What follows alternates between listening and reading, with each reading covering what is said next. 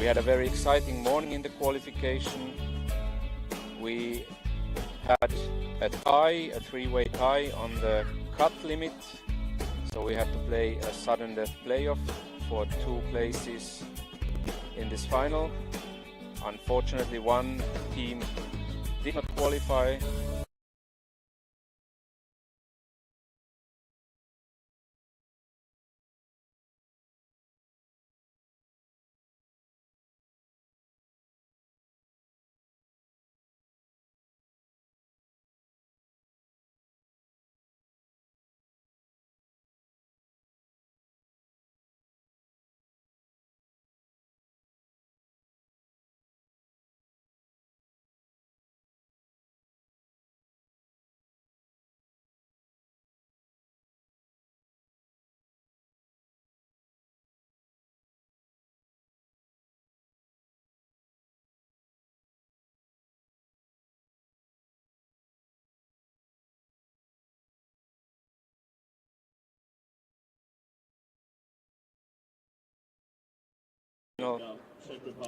Currently leading with 49 shots. We have Austria, Karin Heschel and Manfred Lindmeier.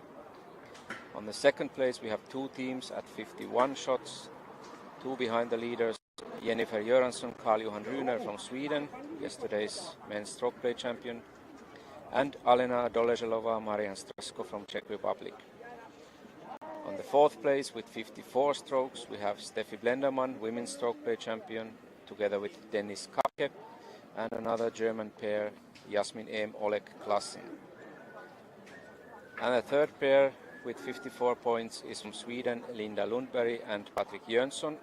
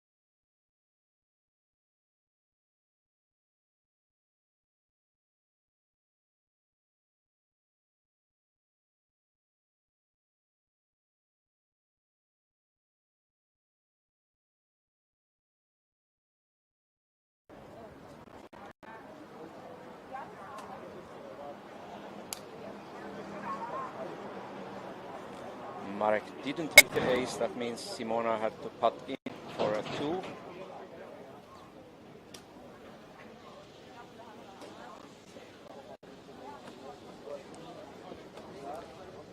On this first final round, the male players will start on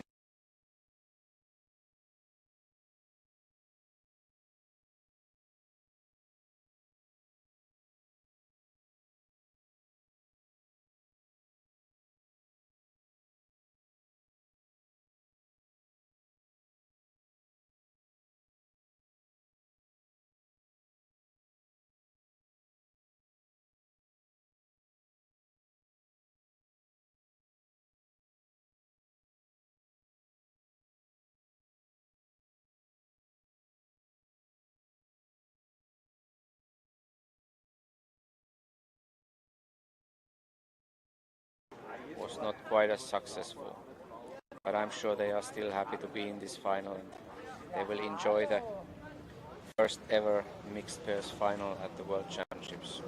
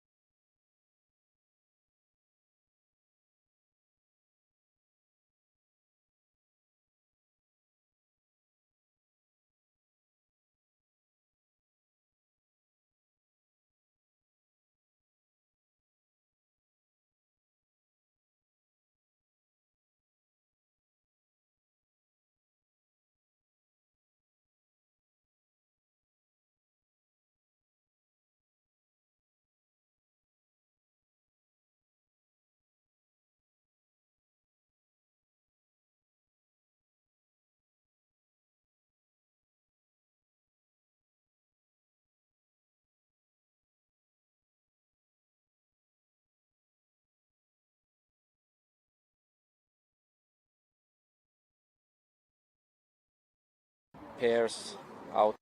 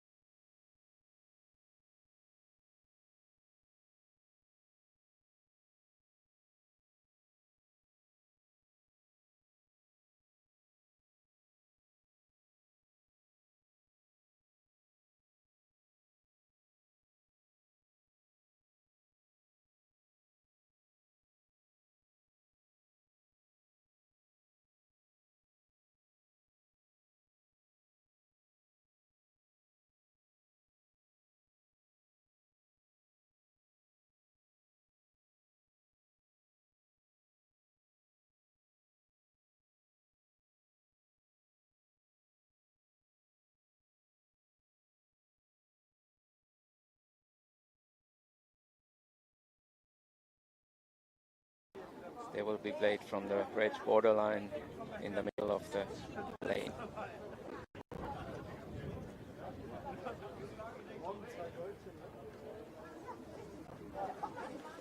Simona Handelbach with a straight line, a little bit to the left, but still going in, and a really good start for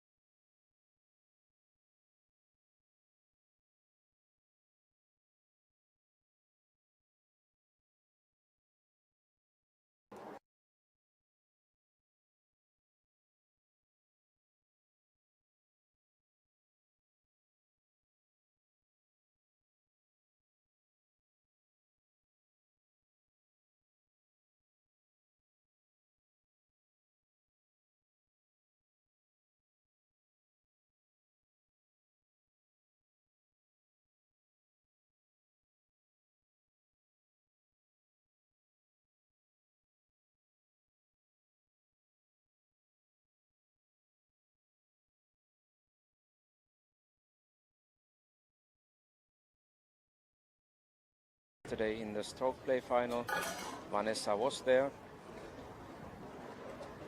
but also Sebastian is one of the standard members of the German men's team nowadays.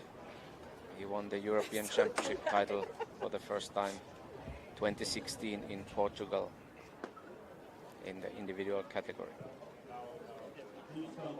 Lane 2, and the female player to play first, Marielle Svensson.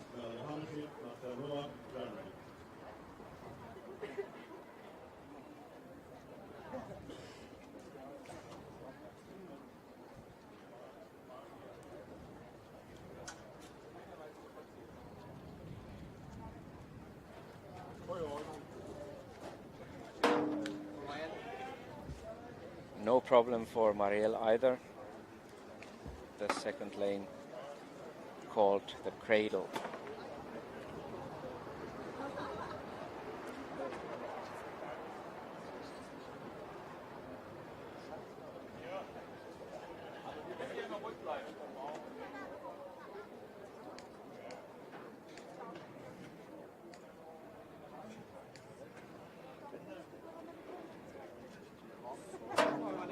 Same procedure for Vanessa. On this round, the male players are playing the odd lanes and the female players the even lanes. In the qualifying round, it was vice versa, meaning the male players played the even lanes. That is the goal, so that at the end of the day, all the finalist teams, both players will have played all 36 lanes once as a first player, and we have equal conditions to all teams in this final.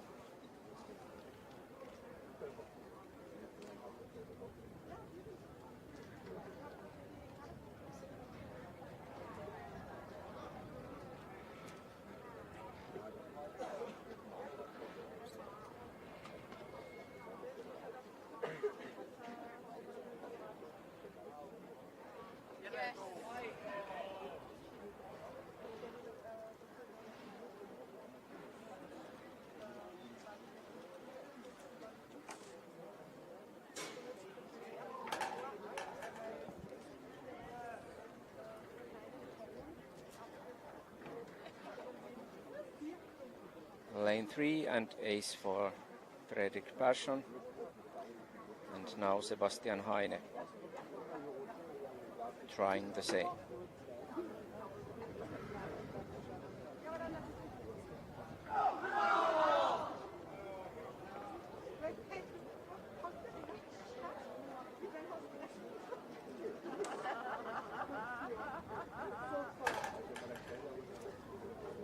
And also Sebastian makes the safe ace on lane 3.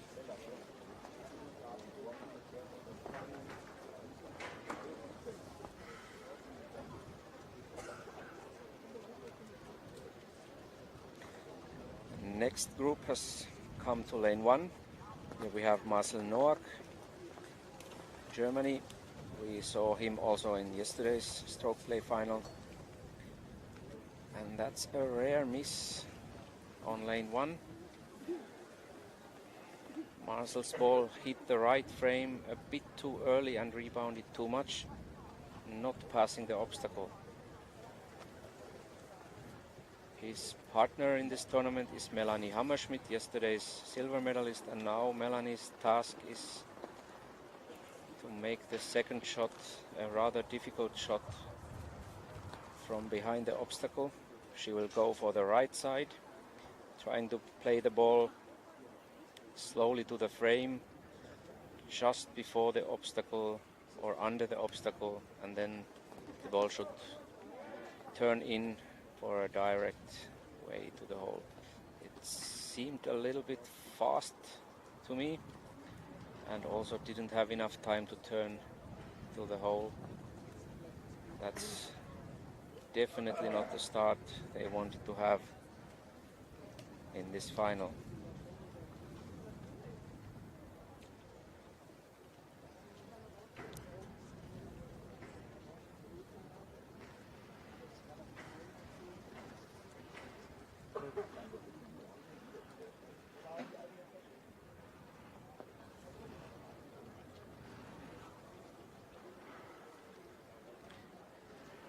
Playing together with Marcel and Melanie, we have the Finnish team, Eetu and Lotta.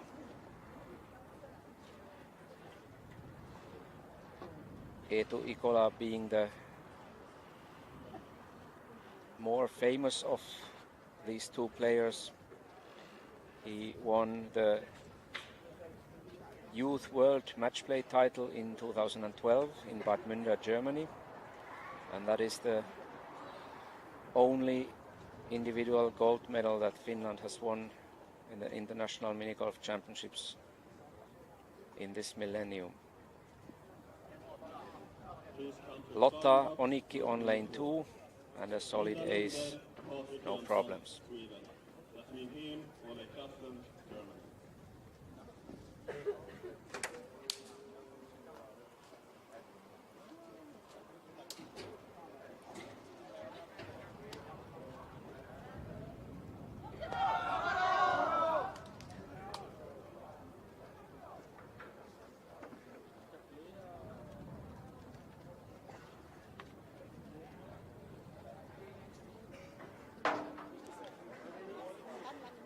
Not the perfect shot from Melanie, but good enough for an ace. It's very important when the ball hits the edge of the obstacle that it has enough pace to go up, despite the line not being exactly perfect, but it's within the margins, no problem.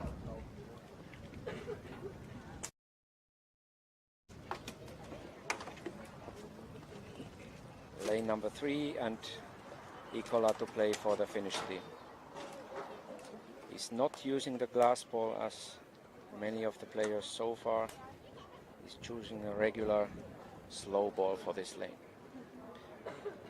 Very often the selection of the ball for this kind of straight, simple shots is a matter of good feeling. Player chooses a ball with which he is or she is coping very well. She knows players have certain favorite balls they like to use as often as possible to have a good feeling when they go and play the lane. A good line, but unfortunately a couple of centimeters too short for Ikola. And now Lotta Onikki coming in for the second shot.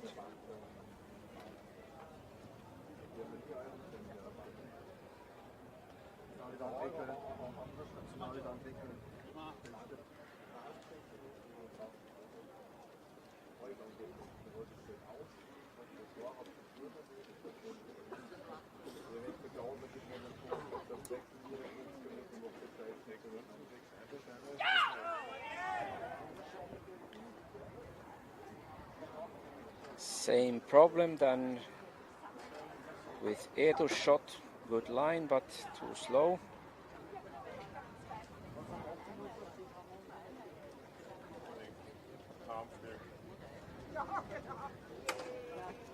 So not after 2 aces on the first 2 lanes, now some problems for the Finnish team.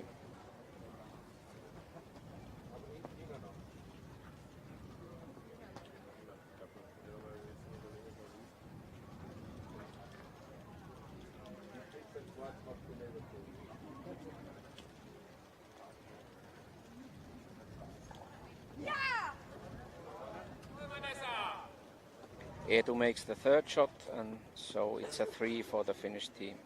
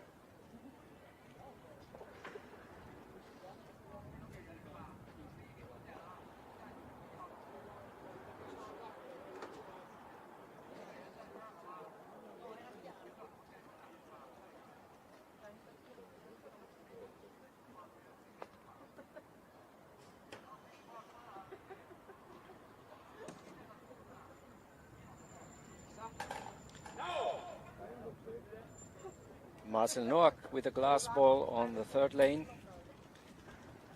Much better than his first shot in this final, and a solid ace, bringing them back on track.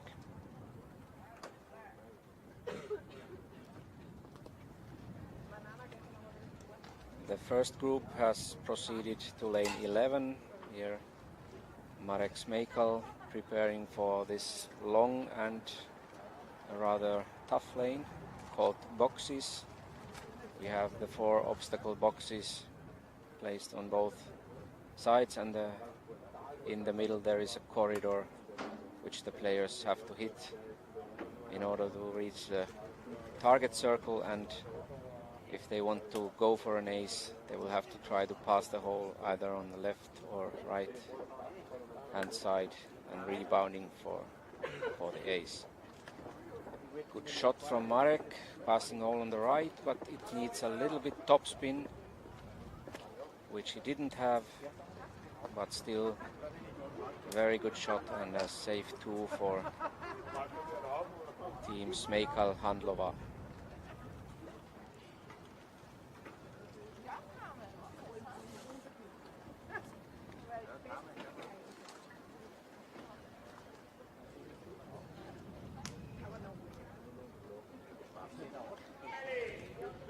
On this kind of lanes, players often choose a side where they want to pass the hole. If they have a natural spin in their shots, then they always want to pass on the left if they have a right-hand topspin, or vice versa. If that's possible by the inclination and other properties of the lane, they will always try to repeat the same shot as often as possible.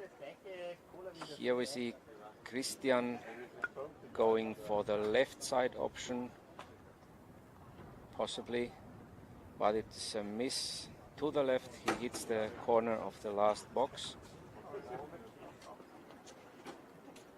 The position for Antonella's second shot is not too bad. She has a straight line to the hole, so she can make a straight long putt for a 2.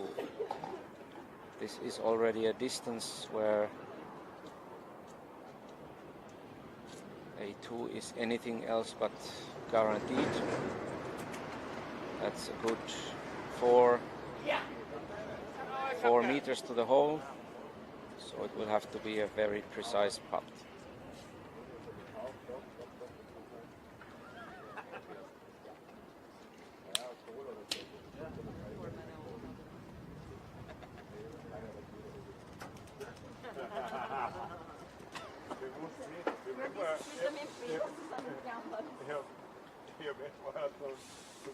If I follow the action correctly, the putt is turning a little bit from left to right, so Antonella will have to aim a bit left to make this putt.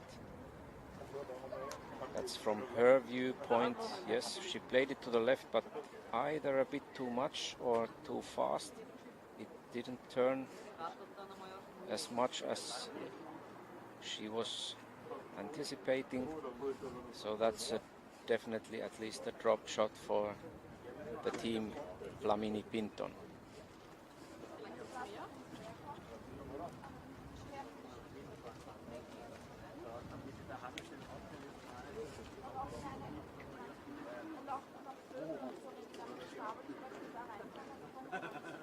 Lane 4 and Linda Lundberg in action, playing together with Patrick Jönsson,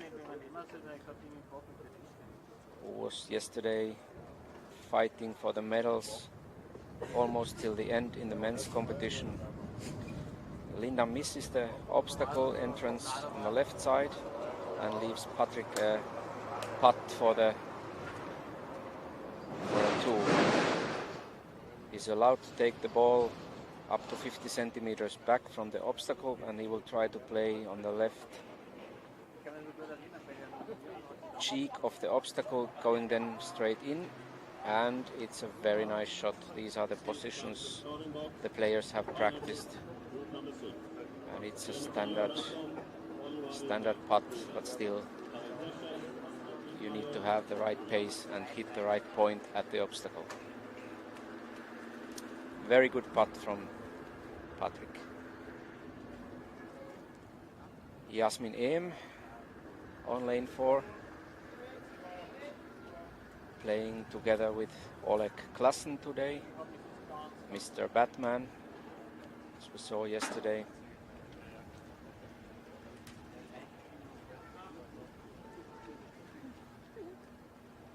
They had a nice result of 54 in the qualification, leaving them 3 points behind the silver and bronze medalists.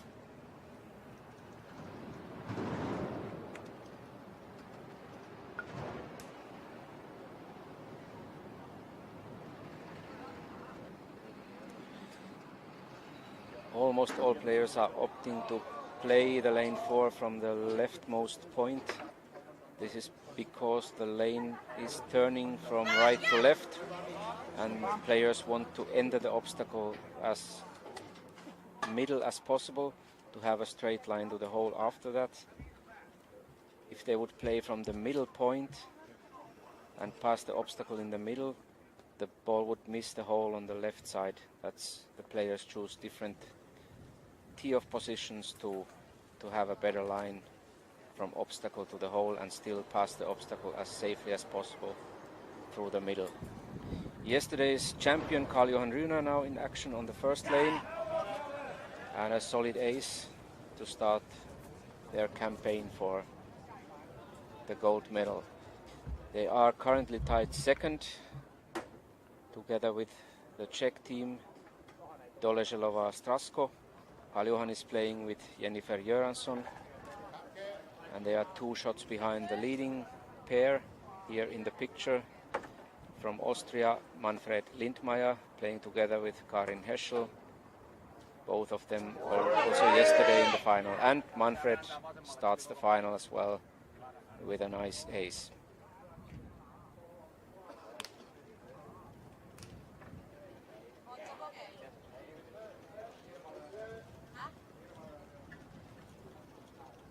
It looks like the Finnish team is in trouble on lane 6.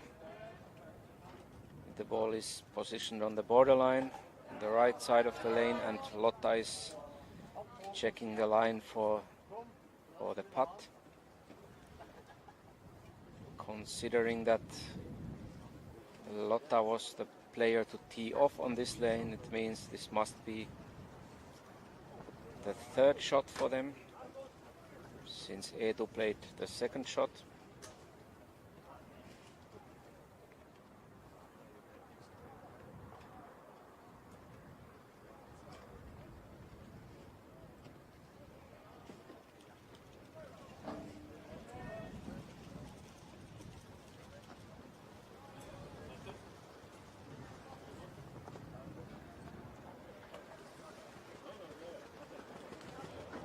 Seems to be a bit too far on the left, and it was indeed.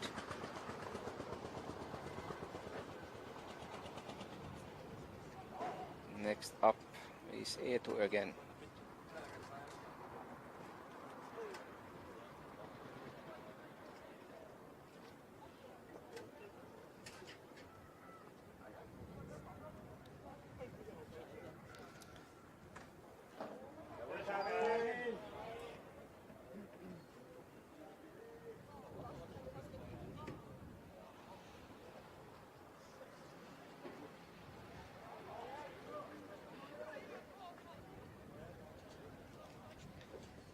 He's going for the right side from that position.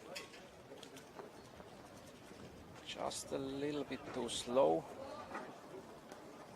Didn't come up enough to go in from the back side, from the upper side. Same time we go to lane 3 with a leading group. Karl-Johan Rühner.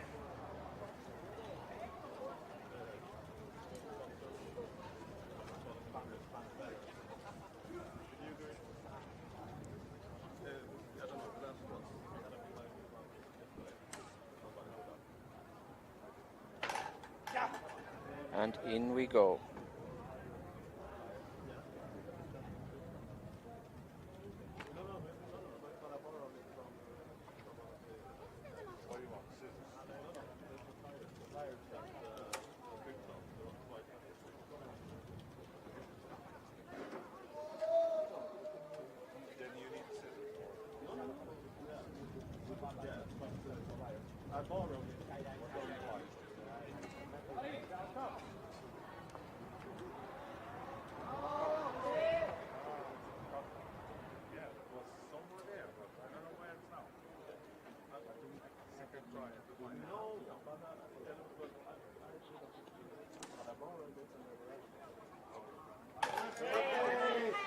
And solid aces for both Kalle and Manfred on lane 3.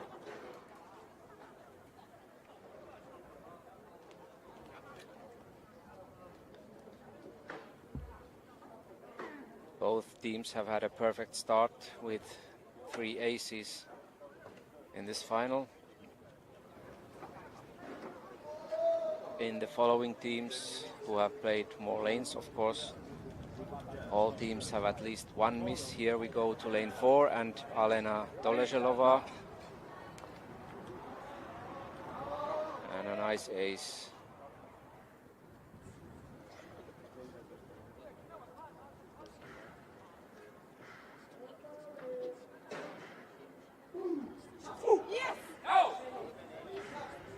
After the Finns, now it's Melanie Hammerschmidt on lane 6 and playing the straight line. A nice ace, a very valuable ace on this lane. As I said, after the first shot, the problems are not getting any smaller. If you miss the first one, the ball can be in almost any position on the borderline, and it's always a different thing to play from there than when you are playing from the tee-off area. Leading group to lane 4, Jennifer Göransson playing for team Göransson-Rune.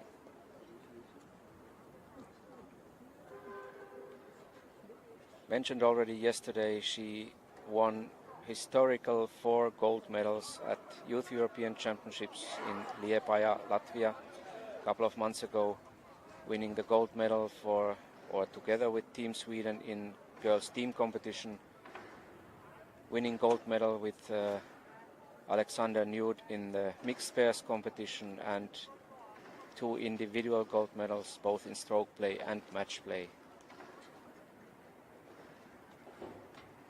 But missing this one on the left.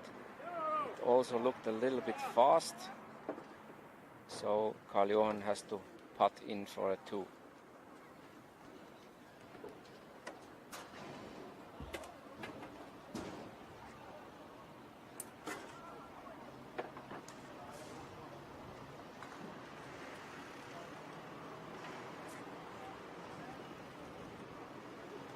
Karin Heschel now has the chance to increase their lead by 1 shot if she's making this one. That would give them a 3-point lead at this stage of the final.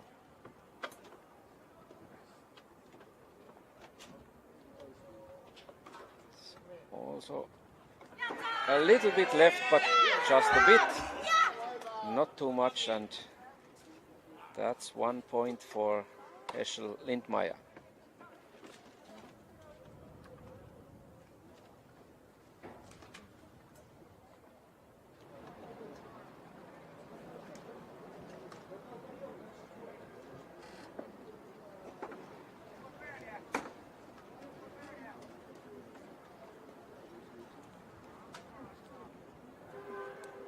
The long lane 11 boxes and Sebastian Heine.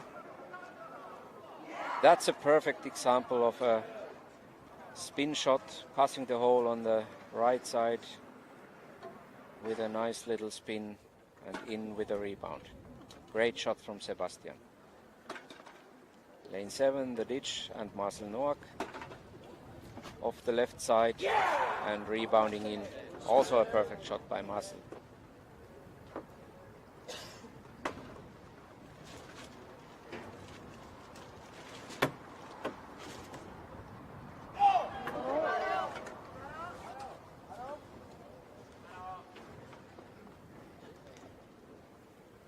Marcel and Melanie started this final with a 3 on the first lane, but they have not missed a lane ever since. 6 consecutive aces. So that mistake is long forgotten, and the hunt for the higher ranks is going on. Karl-Johan Rune on lane 5.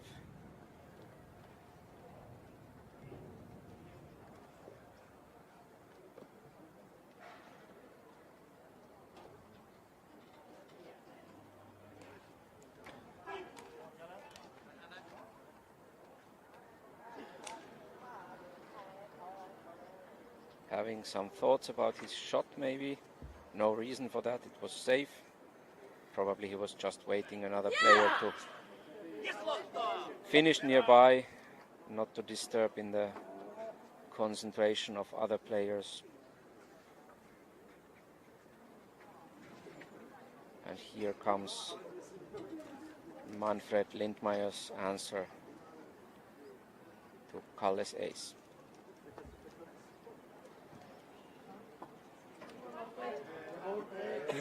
bouncing a little bit off the frame, but no danger. Also a solid ace for Manfred.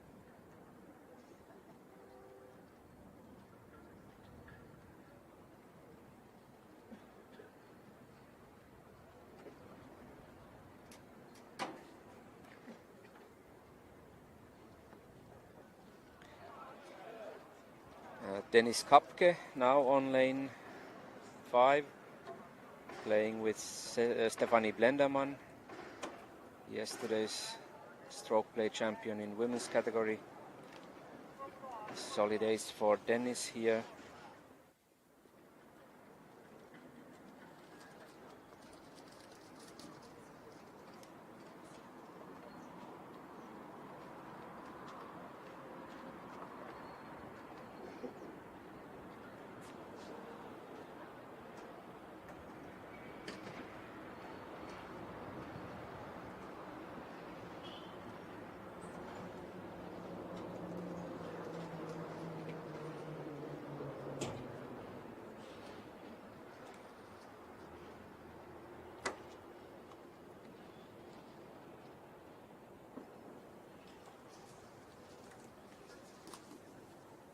And now the leaders on the always so important lane 6.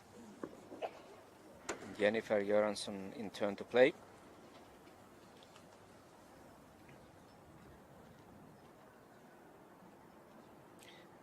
Going for the straight option and really good shot straight to the middle. That's an important ace for Kalle and Jennifer. And now Karin Heschel has to answer to that.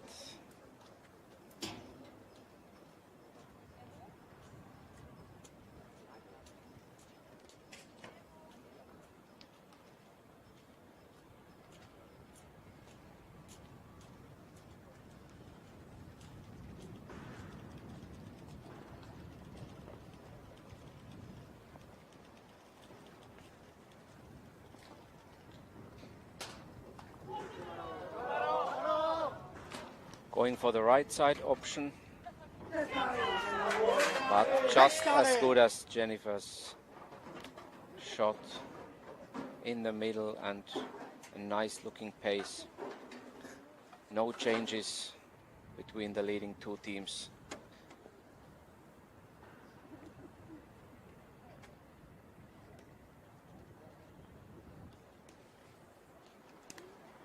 And it has to be mentioned that together with the Swedish players, we also have still the Czech pair Alena and Marian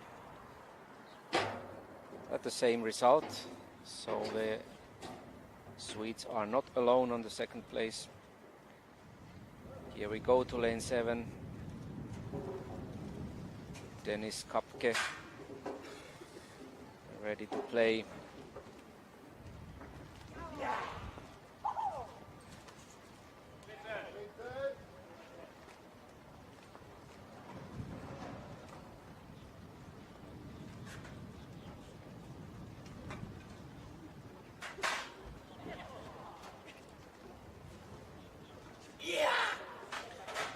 And Dennis makes the ace, a very important one on this tricky lane. They've also had a good, strong start with 6 aces on the first 7 lanes, and there we see a relaxed Stephanie Blenderman sending greetings to the home fans. Now Marian Strasko for the Czechs.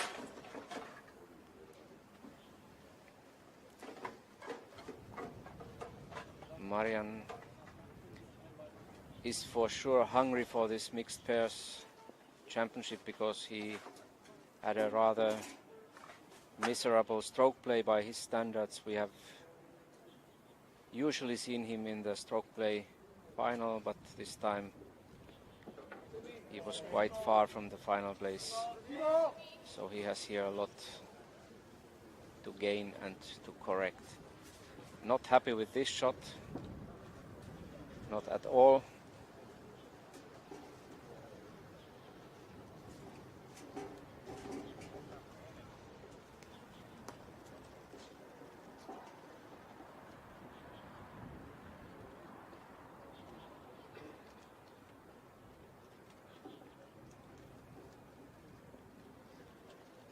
But Alena is making the putt easily, and that's a 2 for their team.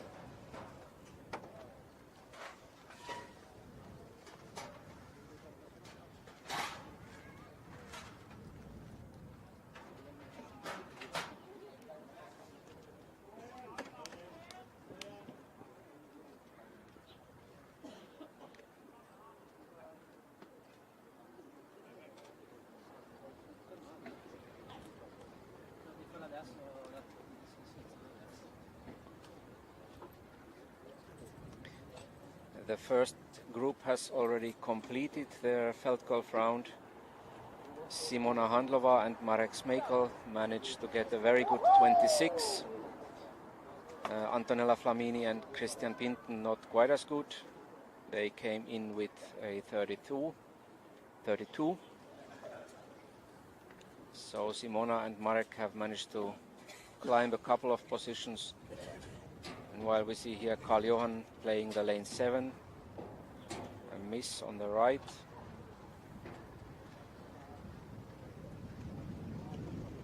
So no ace and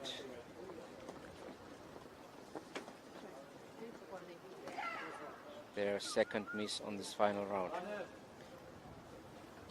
Karin and Manfred had a perfect start of 6 aces, and now they have a further chance to increase their lead on top of the field.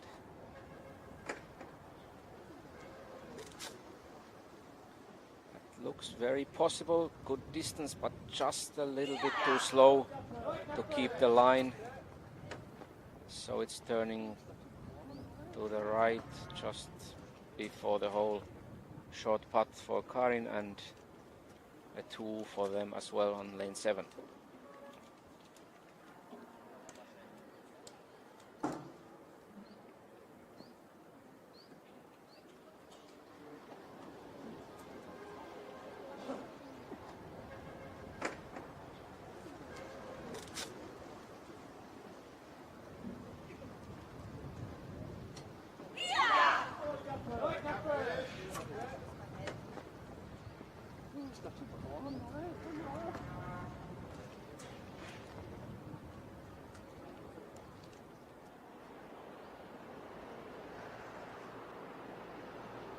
That was Dennis Kapke on lane 8, meaning it had to be the second shot for their team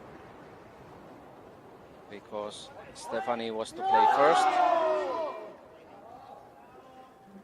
And at the same time, Alena Dolezhelova has an answer to that. She makes it with the first shot and an ace for their team. On we go to lane 10, the passage. Yasmin Em with the right side rebound. Close, but not quite good enough. And a 2 for Yasmin and Oleg.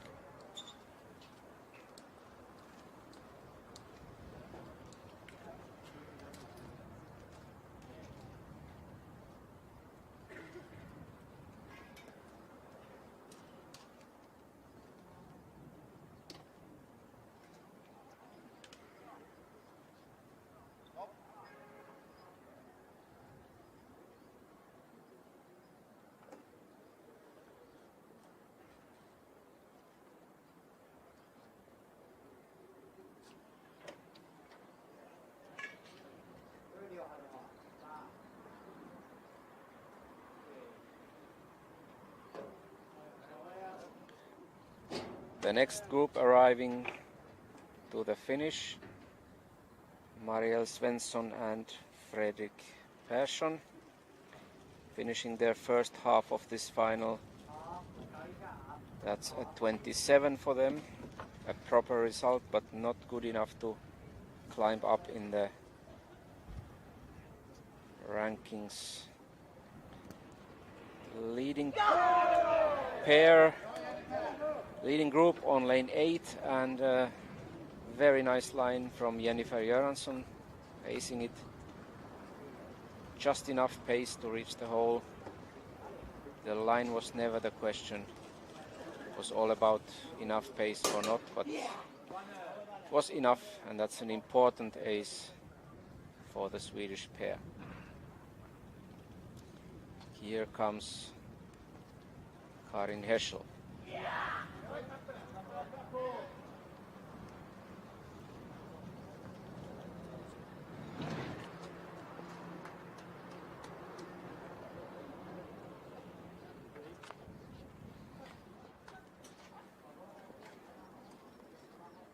A bit too fast, hitting the left side after the obstacle a bit too early, and that causes the ball going too much to the right and not having the right line for an ace.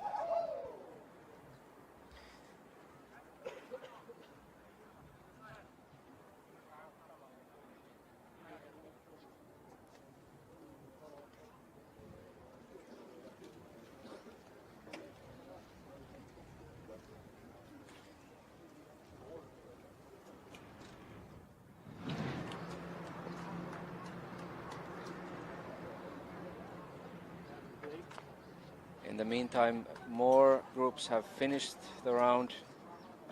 As we see here, Oleg Klassen playing another perfect shot on the 11. Earlier we saw Sebastian Heine acing it with the same line as Oleg, passing the hole on the right and with a slight spin, a nice rebound. I was going to say that we have one more couple finished the felt round. Vanessa Poiker and Sebastian Heine had an excellent 24, and that's bringing them closer to the medal ranks when they in a while will enter the concrete course.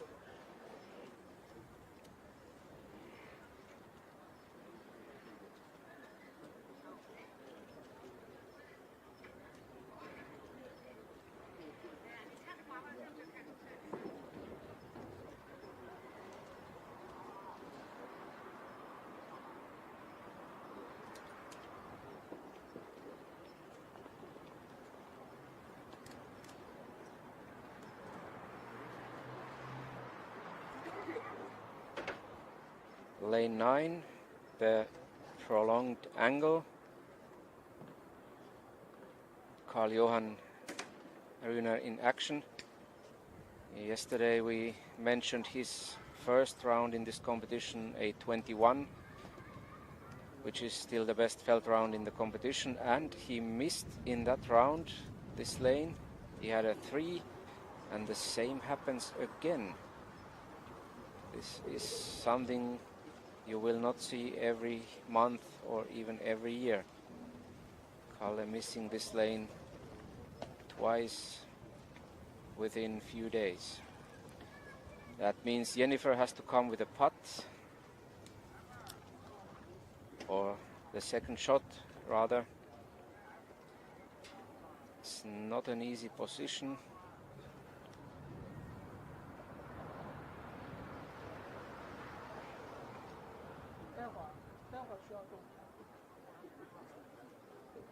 Hitting the angle, then the side, but it's not coming off enough as the lane is turning rather to the left in the circle,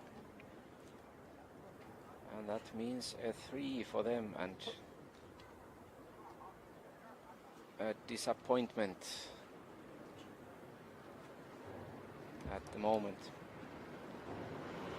Let's see if Manfred Lindmeier can capitalize on this. The cameras go to lane 10, where Alena Doleželová, now currently on the second place with Marian Strasko, is going for the ace on the passage.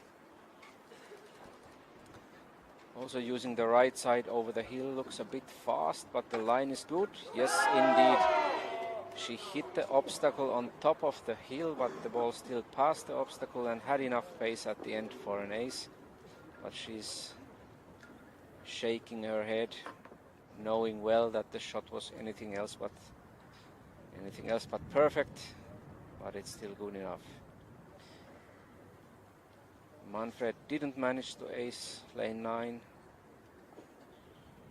and Karin is putting for a 2, but still one shot gained against Karl-Johan and Jennifer on that lane.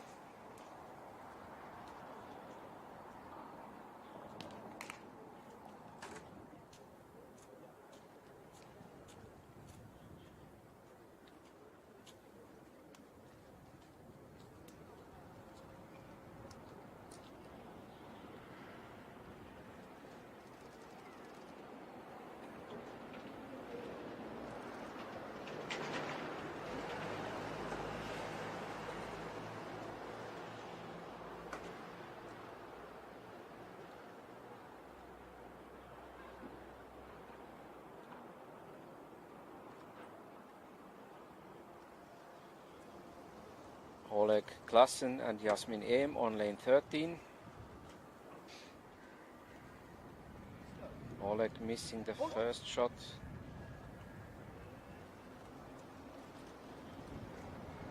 And leaving Jasmin the task to repair the mistake and perhaps save a 2 for their team.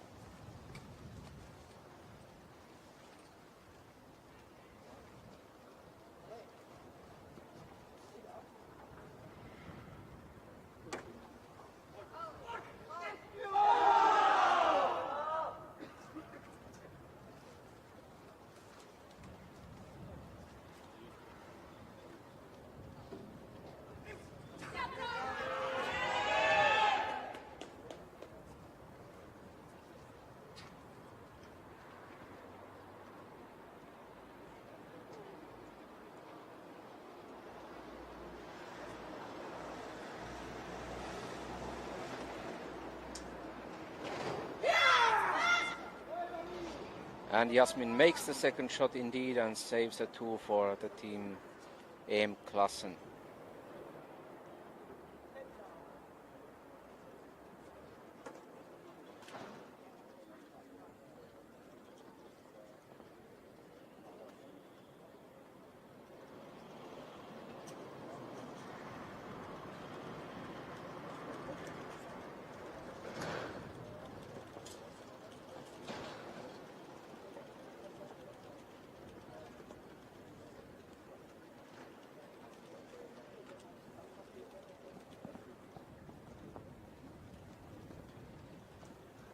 We go to lane 11, Karl-Johan Rühner going for the left side rebound, but missing.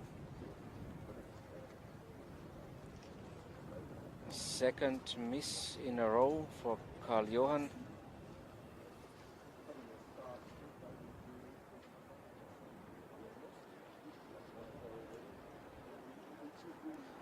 And that leaves Jennifer a long putt.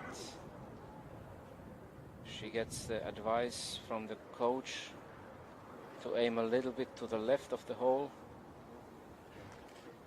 As we saw earlier with Antonella Flamini, the putt is turning to the right. The question is how much and what is the right pace for the putt. We will see if Jennifer is able to make this. It would be very important after the 3 on lane 9 not to drop another shot against. Yeah, that's a perfect putt from Jennifer.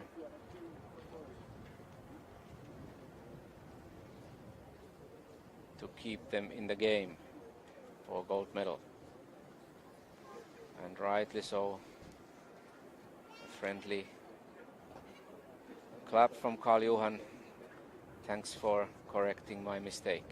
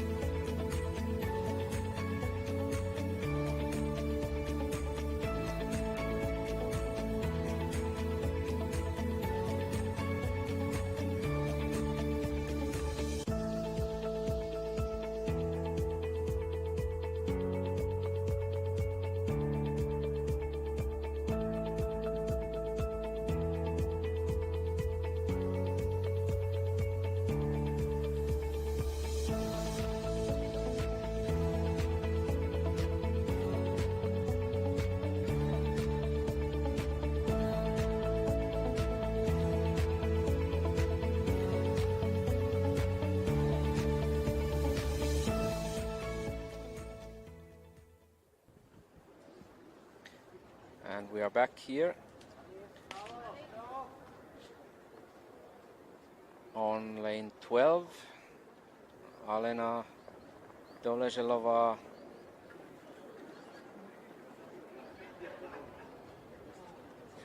on the middle hill.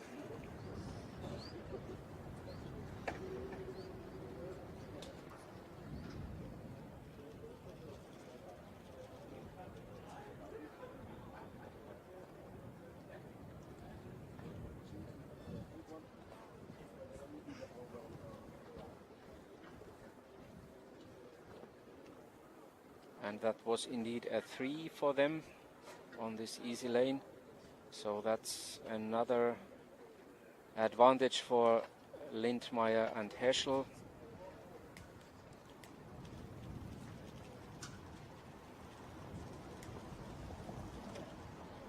Karl-Johan and Jennifer took a 3 on lane 9, and now Alena and Marian took a 3 on lane 12. But on the other hand, as I see now in the results, also Karin and Manfred have taken a 3 on 11. So that's one drop shot for all top teams on the last few lanes. On we go to lane 13, and Dennis Kapke with a very nice direct ace on the small bridge.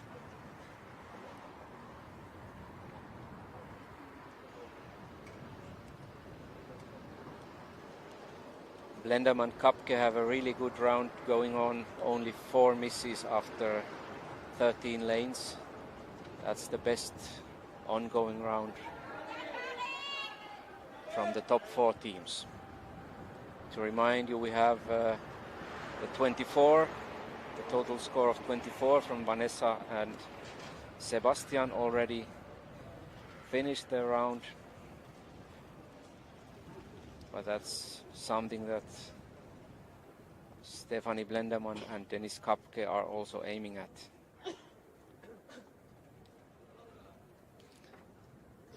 And next up on 13 is Marian Strasko.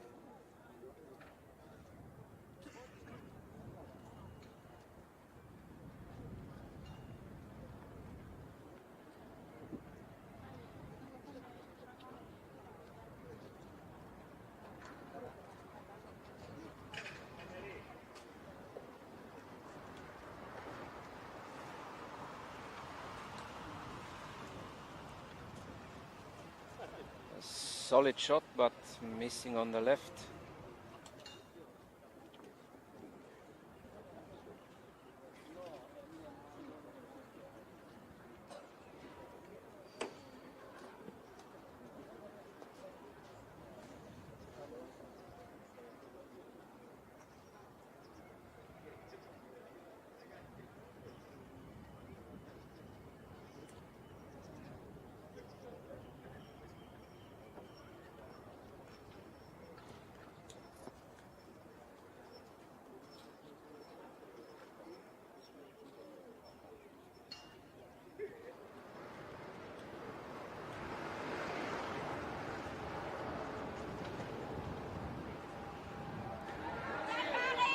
Lane 12, the middle hill, and Karin Heschel making the smooth and certain ace.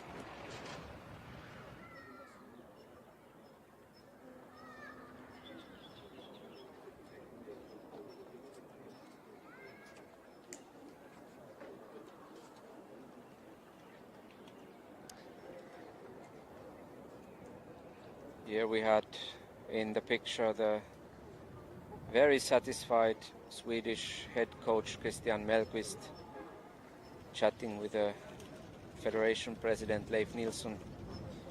This is also Christian's first year as the head coach of the Swedish national team, and it was a perfect start for him with a gold medal in men's team competition, as well as the double 1-2 for Karl-Johan and Fredrik in the stroke play. And here we see Kalle taking his misses back and acing the 13, bringing them back to track again, as we are looking for Manfred Lindmeier's answer to Kalle's ace. Manfred is going for the fast option. All other players we have seen so far are going for the slow shot and direct ace. I don't know if Karin usually plays the same shot than Manfred, because the rules of the mixed pairs competition say that the players must use the same ball when they play the lane, so there is no chance. And here we see the special tactical aspect of the mixed pairs competition. Karin played the slow shot, and most certainly she would not have played the same ball if she had been the first player to play, because normally the ball for the slow shot is slower and softer, so it has a bigger chance to stay in the hole. Melanie Hammerschmidt on lane 18. Perfectly in the middle, but almost too slow. But enough is enough. No problems. And they are also ready to move to the concrete course.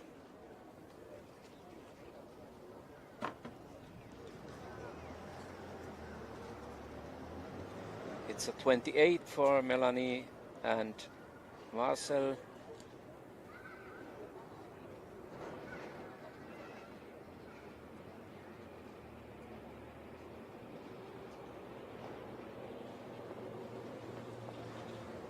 And the Finnish team, Lotta Onikki and Eetu Ikola, finished with a 32. That is most likely moving them to the first group of the last round, together with Antonella Flamini and Christian Pinton.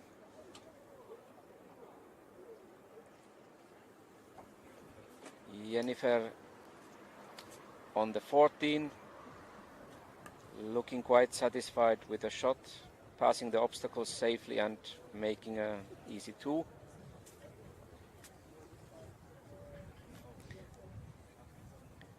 This lane is definitely one of the most difficult to ace on this Felt golf course, so 2 is a good score here, and there's no reason to be unhappy, as you could see in the faces of Jennifer and Kalle. Karin Heschel, after a couple of threes for their team on the last lanes, now it would be a time for a good shot and a 2. No. Hitting the second obstacle, and that means a very difficult position for the next shot. I don't see a chance to reach the target circle from this position unless Manfred comes up with a very special, good idea. There might just be enough line, enough gap to play straight, but it's highly unlikely. They are testing the bounce of the ball and most likely going for the side frame option. The problem is that the ball is not bouncing enough to make the second bounce. So I'm guessing they will end up behind the fourth and last obstacle and trying to make a 3 from that position.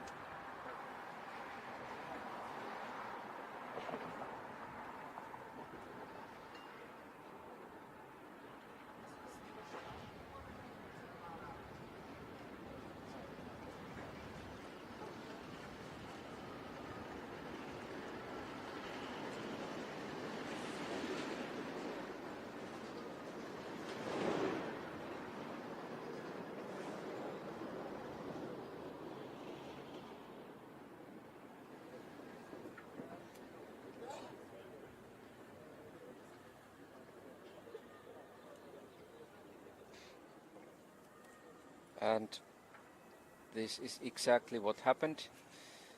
Manfred didn't even try to reach the circle.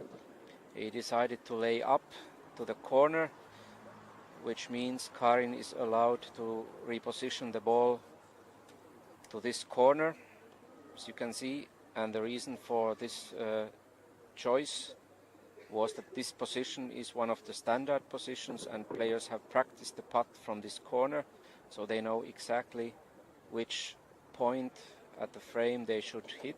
And let's see if Karin can make it.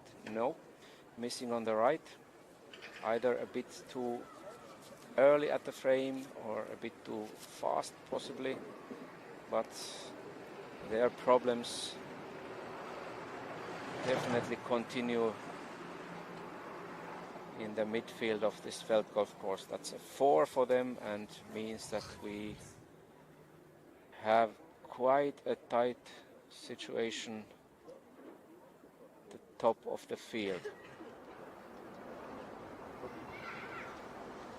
Marian Strasko on lane 15. This ball coming out rather fast from the obstacle, faster than expected, so it had no chance to stay in the hole.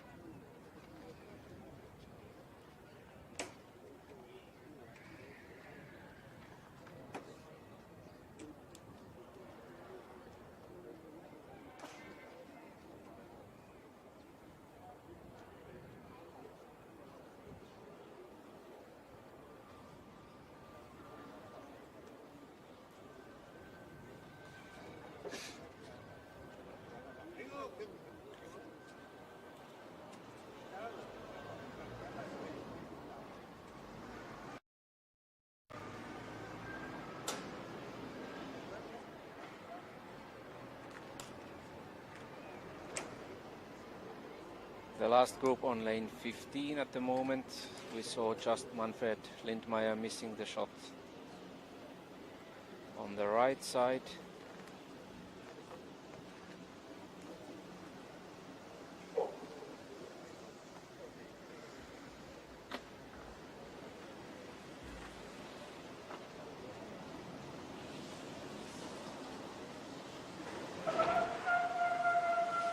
Lane 18 and Jasmin Ehm finishing the Feld golf round for their team. and in it goes. That's a 28 for Jasmin and Oleg Klassen.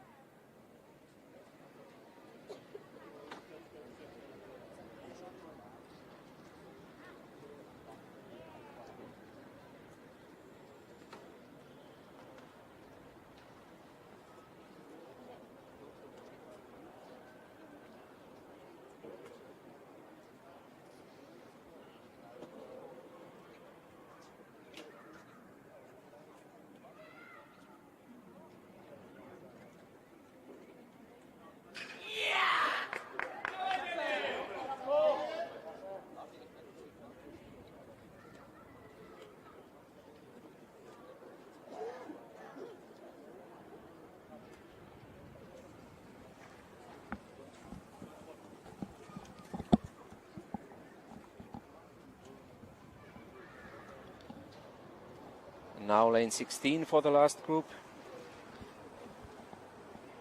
Jennifer Göransson going for the ace and trying to keep their team within the reach of gold. Looks to go a little bit too far to the left, and it does indeed. So no ace for Jennifer and Karl-Johan on this lane.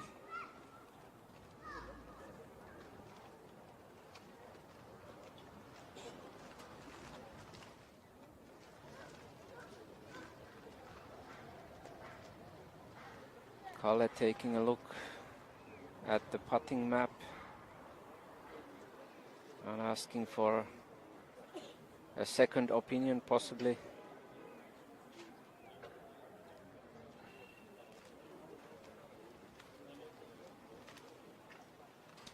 That's a 2 for them.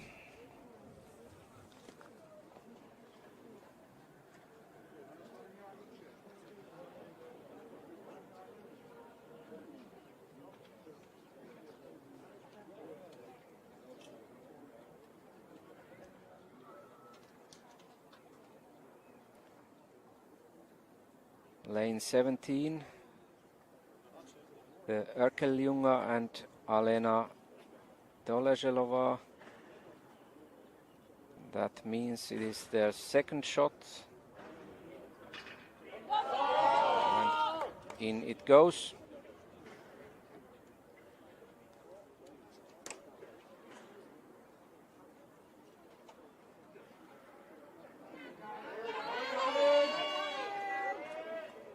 In the background, in the meantime, here we see it. Karin Heschel on the 16.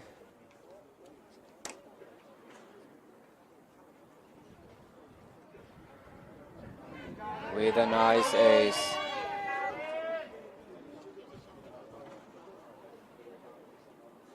That was well needed after their difficulties on the last few lanes. Steffi Blenderman acing the 18, and that is a 24 for them. A really, really fantastic round, and that is bringing them up in the standings. We will see when all the teams have finished the Feldgolf round how the leaderboard looks, but at the moment Steffi and Dennis have definitely gained a medal position.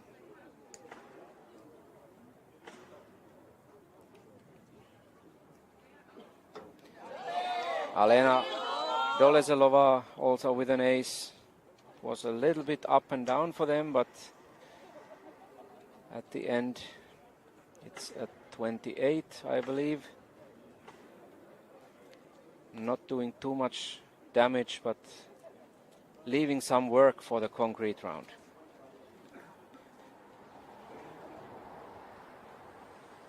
Karl-Johan on 17. No doubts whatsoever. Please come to the starting box. Antonella Flamini, Christian Pinton, Italy. Adam Nikki, Ikola, Finland.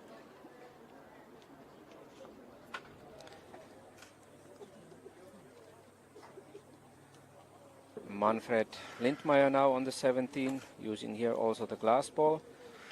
As you see, the lane goes uphill, and then there is a small extra uphill before the target slot. The line is not too difficult on this lane, it's more about the right pace, but no problem for Manfred either.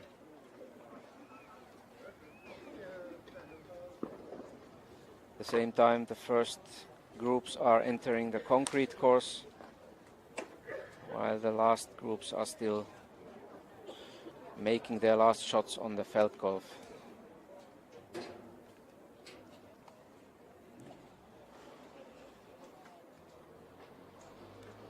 Lane 18 and the Swedish team Jennifer Göransson to play for them. Should be no problem, and it is indeed no problem. That's at 27 for Jennifer and Karl-Johan.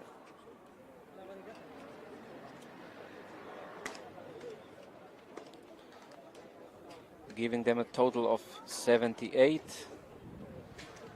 And if Karin Heschel aces this lane, she will also bring the Austrian team to the same total score, and that leaves us with a very, very delicate situation for the concrete round, but a miss on the left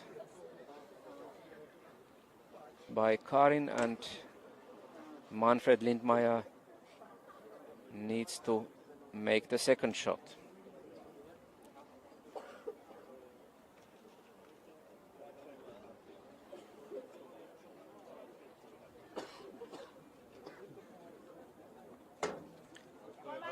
He makes it. That's a definitely not satisfying 30 for the Austrian pair, giving them a total of 79 and leaving them 1 point behind the leaders. So we have currently, after the Feldgolf round, 2 teams with 78, as we can see here now in the picture.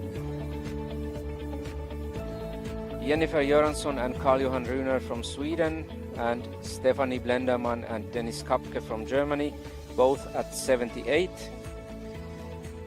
After the 2 on the last lane, Karin Heschel and Manfred Lindmeier from Austria, as well as Alena Doleželová and Marian Straško from Czech Republic at 79, followed by Vanessa Peuker and Sebastian Heine, Germany, at 80, and Jasmin Ehm, Oleg Klassen, also from Germany, at 82.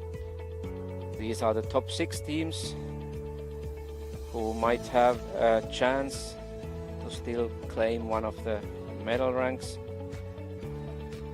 Further 4 teams are at 83, so you can't count them completely out yet, but the task for them will be much more difficult than for the teams ahead of them.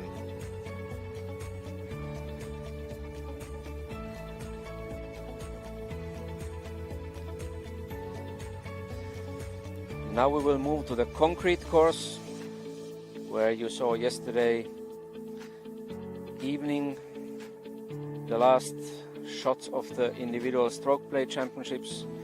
The very last shots were made already in darkness with floodlights. The conditions were not easy. Today we will finish this competition definitely in the daylight, so we will have no problems with weather conditions or the daylight. It is still a little bit windy here. Wind is taking up from time to time, but in general it's still very good conditions for mini golf. Lane 2, concrete, a lane with the 4 bricks, and here Christian Pinton for the Italian team, Flamini Pinton, making a solid ace. The players use here the right side frame, then hitting the right side brick, and one more touch at the frame before the ball is supposed to find its way to the hole.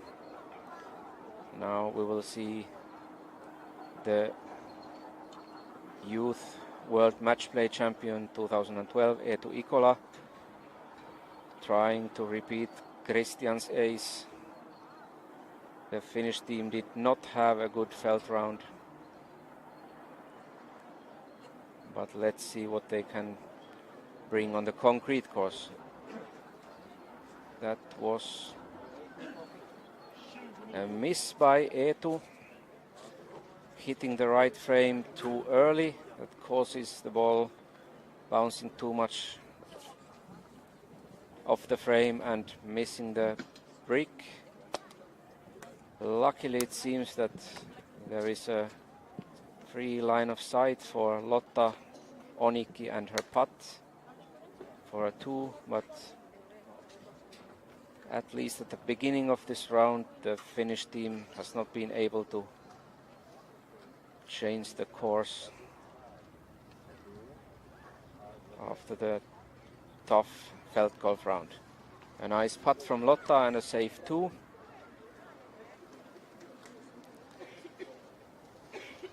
Now that we have moved on the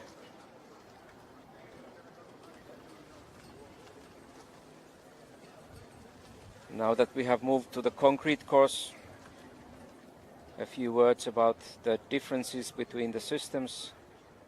As you could see, the felt golf course had a green surface. It's a felt carpet, especially designed for mini golf. A bit similar to the indoor tennis courts, but a bit harder, more robust carpet surface. And the concrete course is obviously made of concrete with a painted surface. It's harder than the felt. This means the ball is moving faster. And as we will see, the shots of the players are often much slower than on the felt golf. The frames on the concrete course are made of steel tubes. They, as well as the felt golf frames, they are also made of metal steel tubes. The shape is different. On felt they are rectangular, on concrete they are mostly round, but both frame types allow for a very regular contact, and this is why we see very often frames being used by the players in the different shots.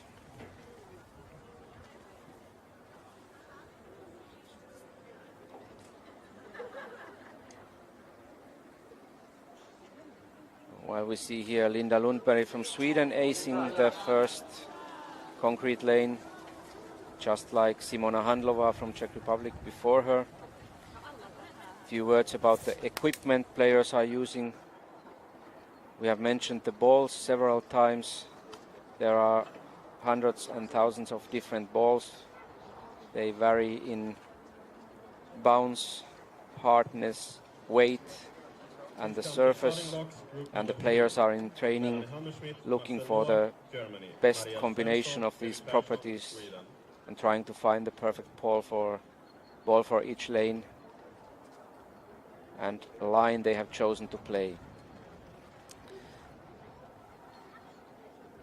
The putters the players are using are not quite similar to golf putters. They are very often L-shaped, as you can see here with Marek Smejkal.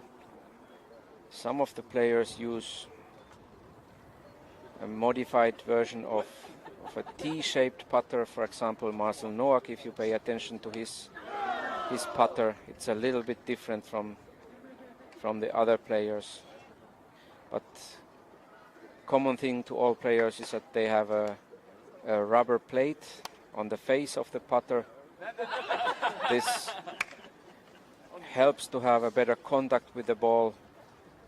It's giving the ball a higher pace at the shot, so the players don't have to use that much power, and Usually when you are playing slower, the accuracy in the shot is also better. Here we can see perfectly the rubber plate on the club of Patrick Jönsson.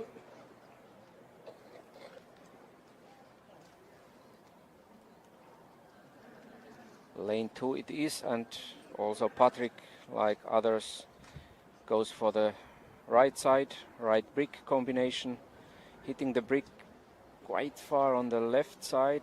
The ball is just rolling slowly towards the hole, but it stops at the right position and takes the small slope to the hole.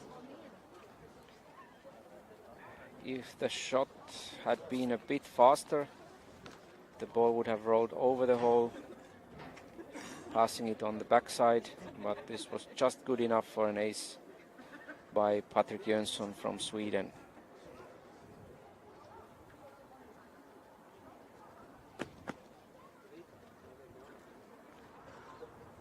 Here we see the example of Marcel Noak's putter, a so-called T-shaped putter, where the shaft is not fixed to the end of the club head, but it's closer to the middle of the club head, similar to the classical golf putters.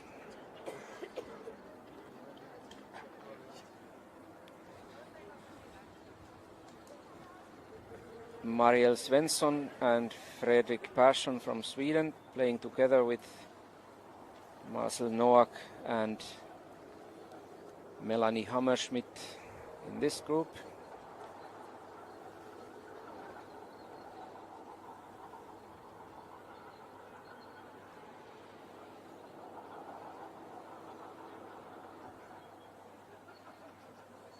On this lane, all teams are using the left frame,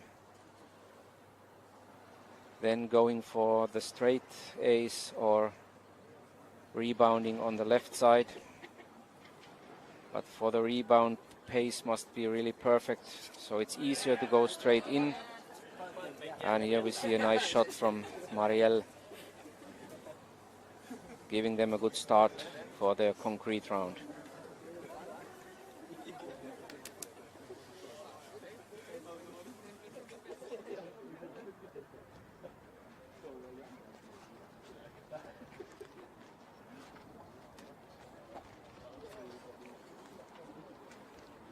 Happy faces in the audience as the World Championships have reached the halfway yesterday, and today is the fourth and second last competition day.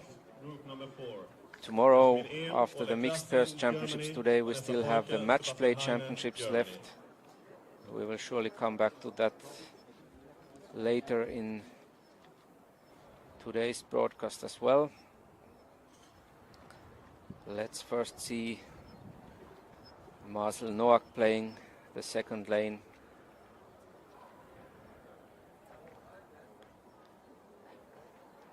Taking his standard stroke position, the thing he has done hundreds and thousands of times every year and during his career. The idea is always to repeat the same procedure before the shot, the same preparation, the same thing that a player has practiced. Right side, good looking hit on the brick.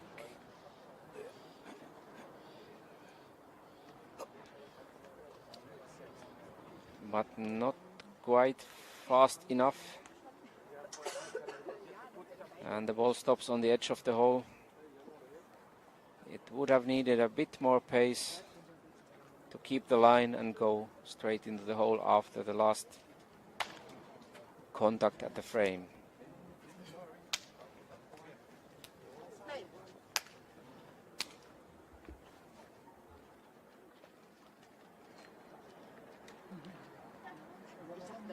Next group in the meantime entering the course. Here we see one of the German coaches Alex Junkermann getting prepared with the ball for the first lane. Jasmin Ehm and Oleg Klassen and Vanessa Peuker and Sebastian Heine, 2 German teams playing together in that group. That means extra much work for the coaches as well. Lane 2 and Fredrik Persson for the Swedish team, Persson Svensson.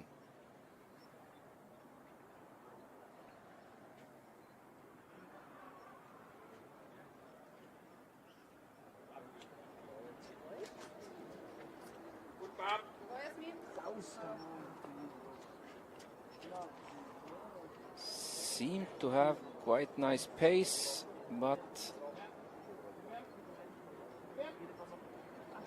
at the end it stopped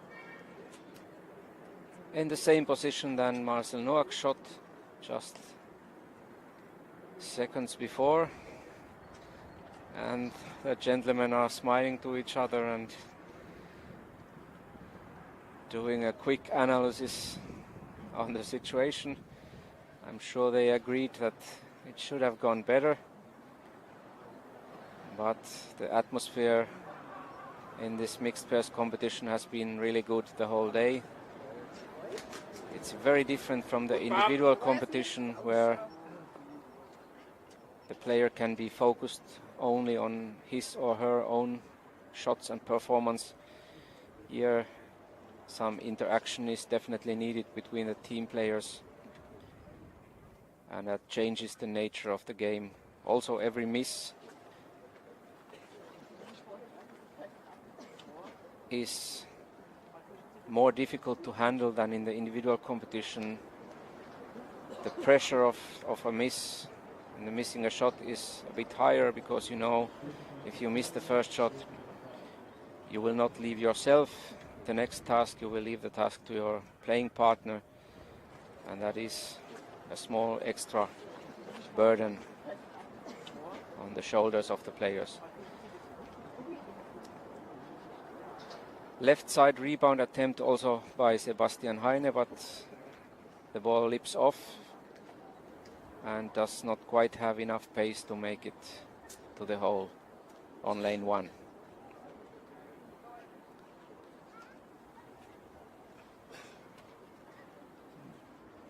Ales Vitek and Martin Ječny from the Czech team following their players, surely crossing their fingers for Alena Doleželová and Marian Strasko, who are still in a very good position for medals in this event.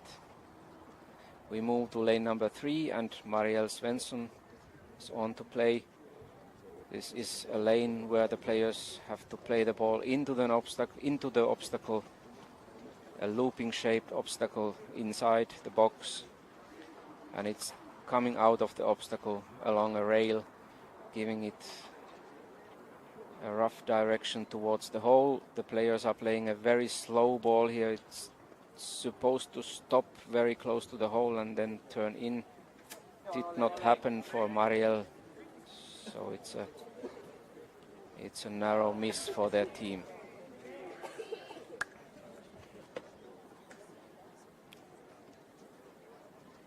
Here we have one of the 2 Korean players who participated in this event, Wong Chul Sin, carefully following and trying to learn from the best of the world for his next championship. Lane 2, Oleg Klassen, trying to make it better than Marcel and Fredrik just seconds ago, and he did. It had more pace, and that's a nice ace for the German team of Jasmin Ehm and Oleg Klassen.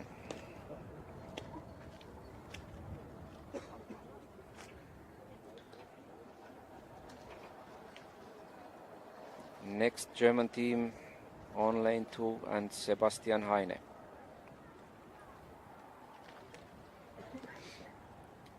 Looks to be rather of the slower art, but just enough pace to make it to the hole. So a double ace for the Germans on this one, both Oleg and Sebastian making it.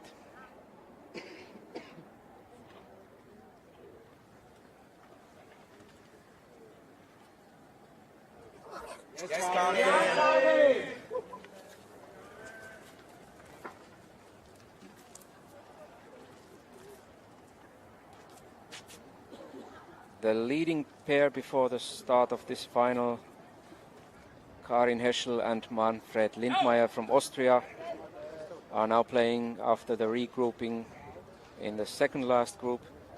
It was a good start for them. A nice ace by Karin on the first lane. They are playing together with the Czech team, Alena Doleželová and Marian Strasko. As we stated at the beginning, when we move to the concrete, now it's the female player making the first shot on the lanes with odd numbers, 1, 3, 5 and so on, whereas the male player will play the first shot on lanes with even numbers, 2, 4, 6 and so on.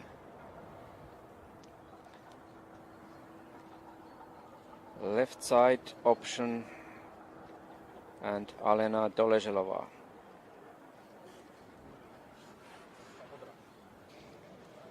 A very slow pace as it's a fast, well-moving ball and a very, very nice ace straight to the middle and deserved smiles by the Czechs. Good start for Alena.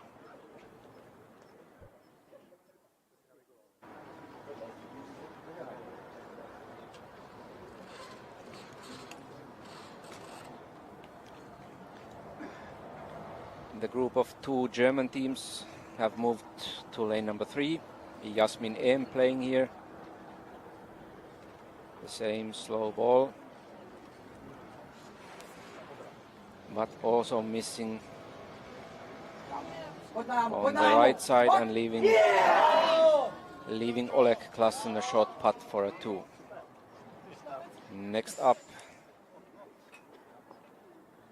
was Vanessa Peuker, but we go to lane 2 and see Manfred Lindmeier in action for the Austrian team.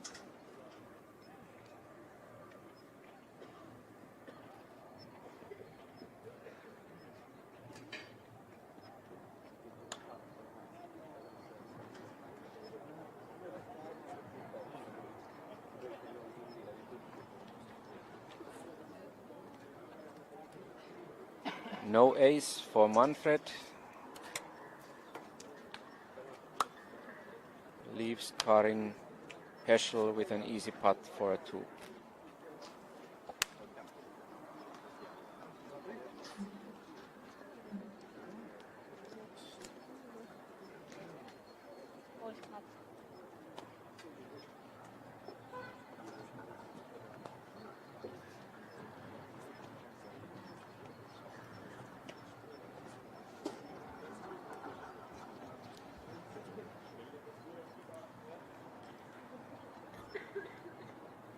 Marian Strasko for the Czech team.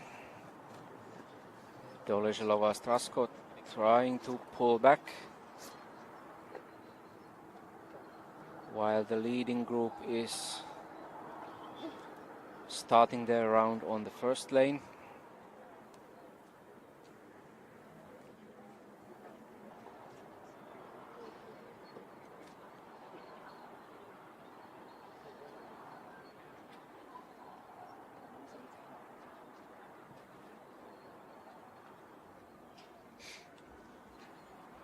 So far looking good for Marian. Good line, good pace and a flawless ace for Marian Strasko on the second lane. 2 lanes played and 2 aces. Very good start for the Czech pair.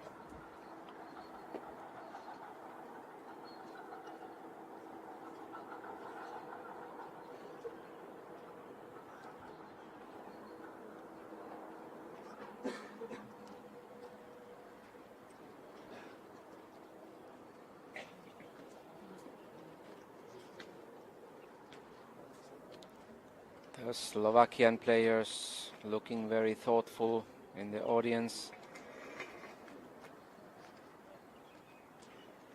while we are waiting to have the windshields positioned.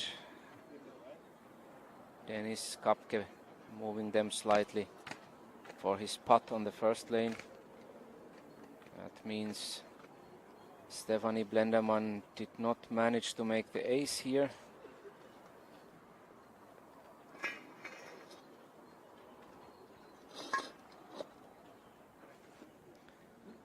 We go to lane number 3 and Karin Heschel.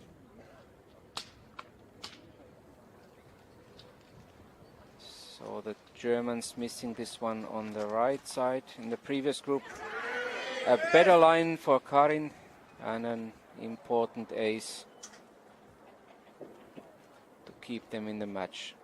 Lane 1, Jennifer Göransson for the Swedish team, and also a very, very nice direct ace to start the round for the team Göransson-Rune.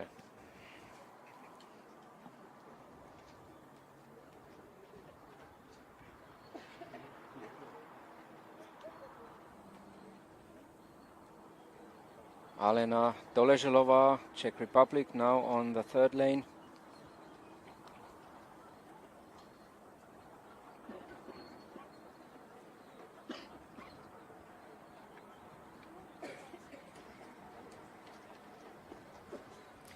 The obstacle on this lane is no problem for players of this caliber,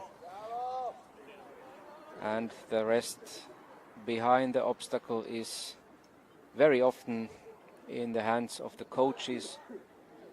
The choice of the right ball, the right temperature of the ball compared to the temperature of the lane can also cause differences, but in this case all good for the Czech pair. And here we see Dennis Kapke acing lane number 2. Nice pace, not even close to stop before the hole. And very important ace after the miss on the first lane for the German team.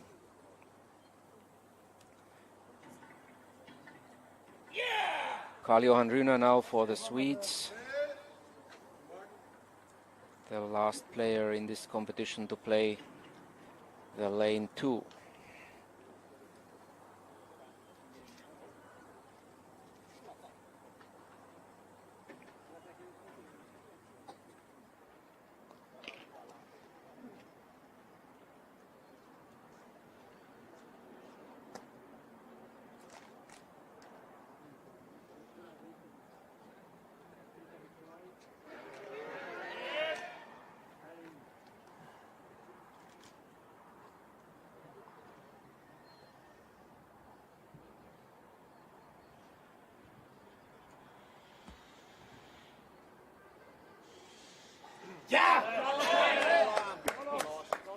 Carl-Johan following his shot very long, giving the ball a couple of commands on the way, and the ball was obviously listening as it went in, and that's an ace and a nice 2-ace start for the Swedish team of yesterday's world champion Carl-Johan Rune and his playing partner Jennifer Göransson.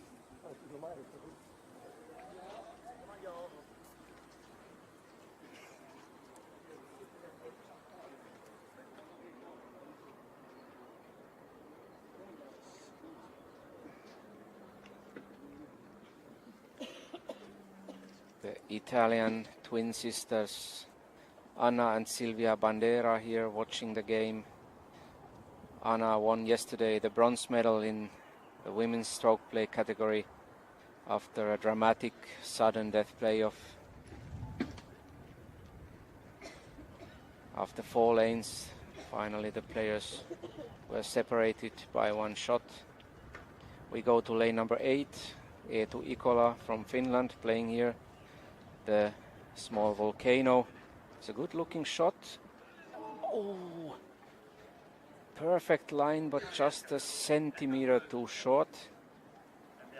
This is one of the difficult lanes on this course because the hole is on top of a volcano.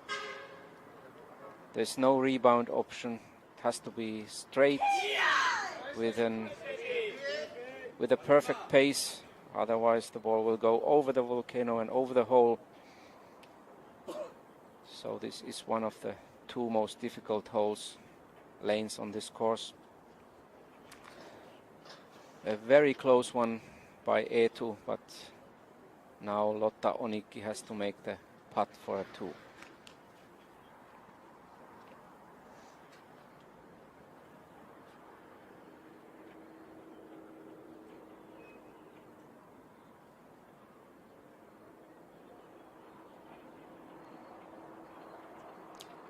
In the background you can see a couple of members of the World Mini Golf Federation tournament staff.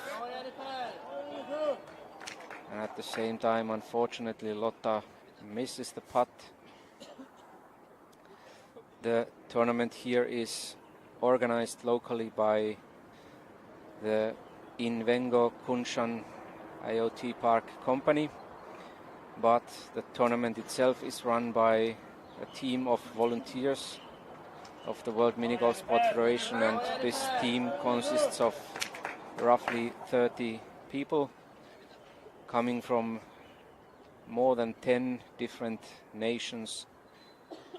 Our staff includes members from Finland, Sweden, Germany, Austria, Czech Republic, Kosovo, Italy, the Netherlands, just to name some of them. I'm sure I forgot a few nations. Poland, we have at least. Most of this team were already involved 2 years ago in Croatia when the World Championships was organized in Saturn Holiday Resort. So the team is meanwhile very experienced, and of course several members of the team are also organizing national and international competitions in their home countries, and it's always nice to have this group of people together. The atmosphere and the spirit in the group is very good. We are just as much a team as any of the playing teams in the tournament, and I hope we, together with the local organizer, have been able to provide a good championship for the players and fans as well. Back to the course, and lane 8, Marek Smejkal from Czech Republic on the volcano. Not looking completely happy. And Simona Handlova having to make the putt. Lane 5, the strong right-hand turn with a slope. Players here going with a very bouncy ball to a double rebound in the circle. Here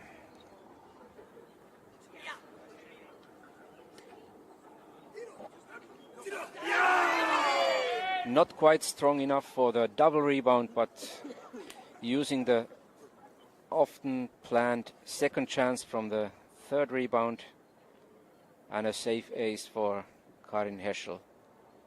Certainly not quite the shots she wanted to play, but the second chance was good enough, and in it went. Lane 4, one of the difficult obstacles on this course. You have to play the ball uphill to the obstacle. The entrance is about 20 centimeters wide, and then it comes out of the box in a similar way than on the third lane, going ideally straight to the hole or rebounding off the back. Obstacle no problem for Karl-Johan Rühner, but a lip off in the circle. That's a thing the player really cannot affect too much. In most cases An unlucky miss for Karl Johan after a good tee-off shot. Jennifer Göransson having to make the putt. We go back to lane 5 and Alena Doleželová for the double rebound in the circle. Left side, up in the slope. One more time the left side and then double rebound in the circle. This one is turning in nicely. Very nice ace for Alena.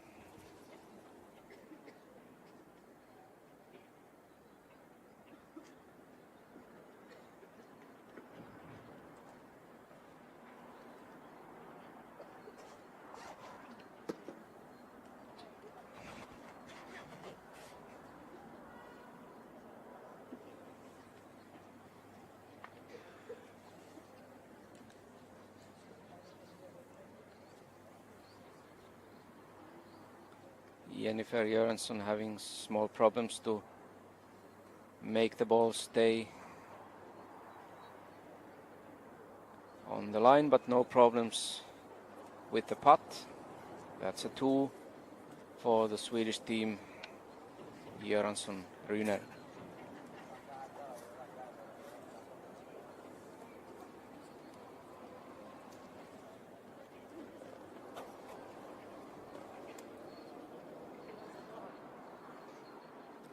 That was their first miss after 3 aces, but it still gives them a 1-point lead ahead of Stefanie Blendermann and Dennis Kapke. Both Heschel Lindmeier from Austria and Doleželová Strasko from Czech Republic have also missed only 1 lane in this round and are tied on the second position with Blendermann and Kapke.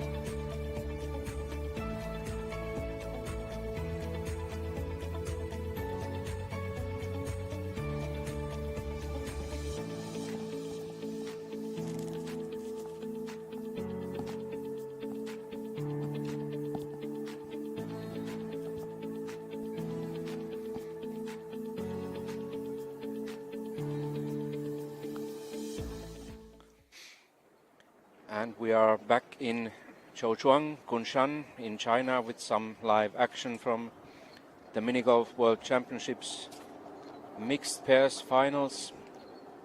The 4th and last round of this mixed pairs competition is going on the concrete course. The last group, the leading group, is on lane 5 currently. Here we see the men's stroke play world champion Carl-Johan Rühner from Sweden playing. Left side up in the slope and another touch on the left side, and then double rebound in the circle with a very bouncy ball. The ball has a nice pace, but the line was just a little bit too narrow. Let's see if Carl-Johan can take the second chance. No, he can't. The ball lipped off slightly after the second rebound contact, and that caused a change in the line, and the ball did not have a further chance. So that's the second missed lane in a row for Carl-Johan and Jennifer.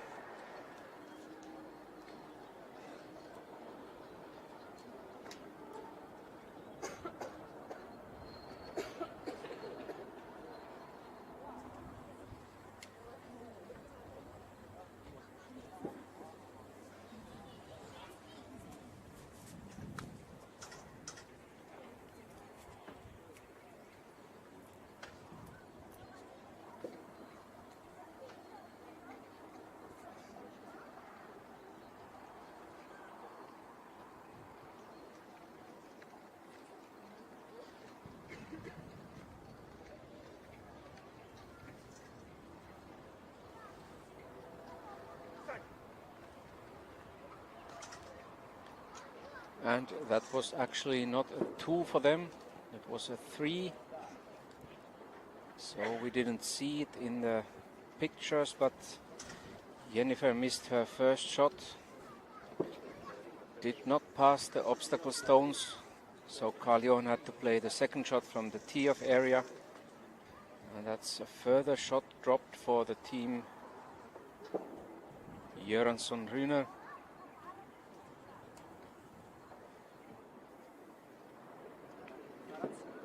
Causing some serious faces among the Swedish fans.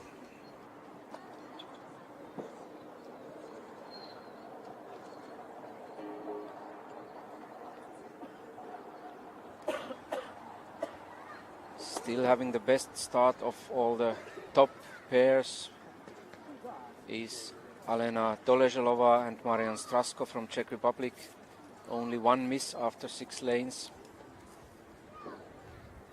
2 misses each for Stefanie Blendermann and Dennis Kapke from Germany, Karin Heschel and Manfred Lindmeier from Austria, and Vanessa Peuker and Sebastian Heine from Germany. We move to lane 6. Dennis Kapke to play for the German pair Blendermann-Kapke.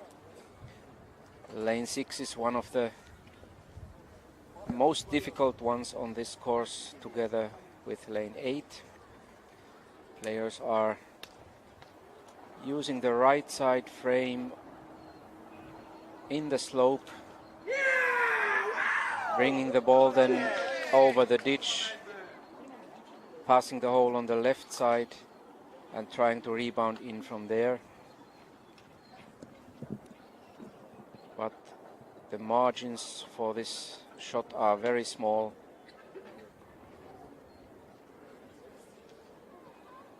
Let's see how Dennis Kapke can handle this.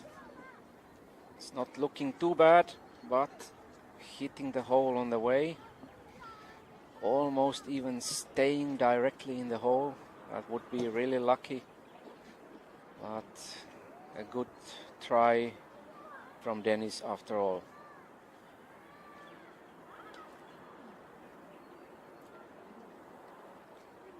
Stefanie Blendermann checking the putting map on her mobile phone, making sure that there is no unexpected turn in this putt, that she can go straight to the middle of the hole. A thing that is no problem for a player of her level, but sometimes, even though the lanes seem to be very flat in our pictures, they can have small unexpected turns and inclinations. And this is something that the teams work out in the practice. They are mapping all the circles and making notes, so they know more or less every position on every lane and can always check their notes before they have to make this kind of putt. Karl-Johan Rühner on lane 6 now, trying to gain one shot after the 3. This looks a bit wide. Yes, it was a wide. No chance for an ace, but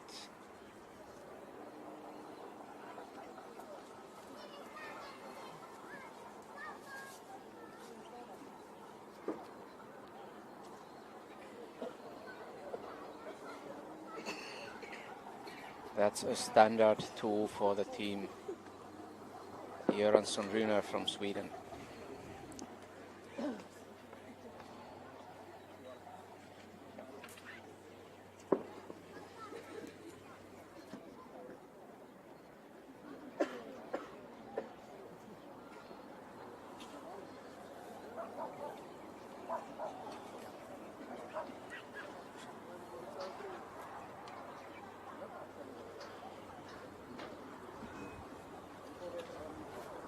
This group is now moving to lane 7, which is a very special lane.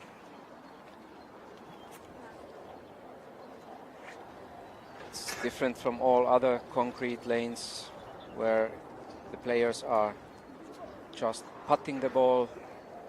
Lane 7 is a lane where you have to lift the ball a little bit. It's flying in the air half of the way, half of the distance. Now we, however, go to lane 8 and see Manfred Lindmeier trying to ace the little volcano. Not very close, but as we said before, this one is a tough lane. Karin Heschel reading the manual putting notes before trying to secure a 2. Here we see lane 7 from the player's perspective. The players are placing the ball on a special tee to have a better lift for the shot. Also the club players are using is different from their normal putter, has a little bit bigger face. It's a maximum allowed size of the club face to have a better contact with the ball. Lifting the ball, it's landing on the turf and then rolling to the circle, and the circle has a strong inclination to the hole, so we're expecting every ball which is reaching the circle also to go into the hole. As we could see no problem for Steffi Blenderman. Now Jennifer Göransson for the Swedish pair on lane 7. A little bit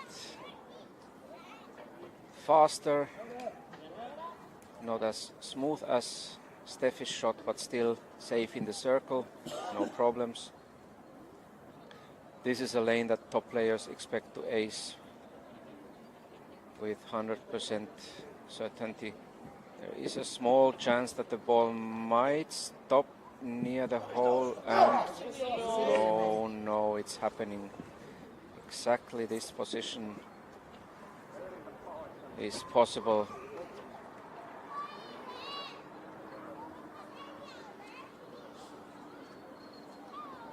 Jennifer and Karl-Johan are really having a hard time right now. Lip off on lane 4, obstacle miss on lane 5, an unlucky miss on lane 7. All is leaving them some extra work to do if they want to reach the medal positions again.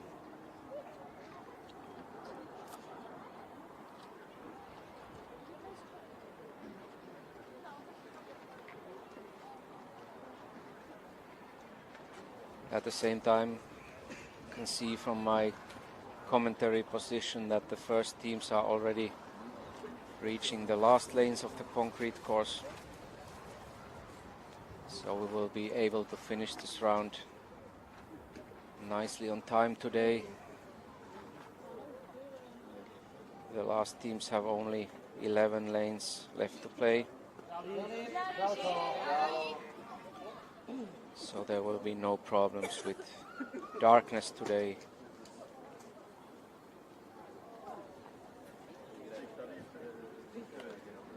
The mixed pairs format is a bit faster than the regular stroke play format because players are alternating between the shots. This means that the second player can often be ready for the second shot immediately when the ball has stopped.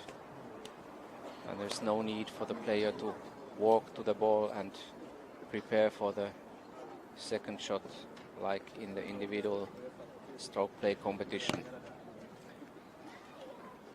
Moving to lane 8, Dennis Kapke making sure that the line is absolutely clean of all small stones and pieces of grass which might affect the line, the course of the ball, in case he manages to play the perfect shot. He doesn't want anything to change the course of the ball. Dennis is placing his ball to the left edge of the tee-off area, looking from behind. Here you see the back perspective. The ball is played up to a small ramp inside the obstacle. Then it's falling down to the second part of the lane, and from there it's a straight line to the small volcano. This one seems to be a bit too far to the right. A good try on this difficult lane, but not as perfect as it needs to be for an ace.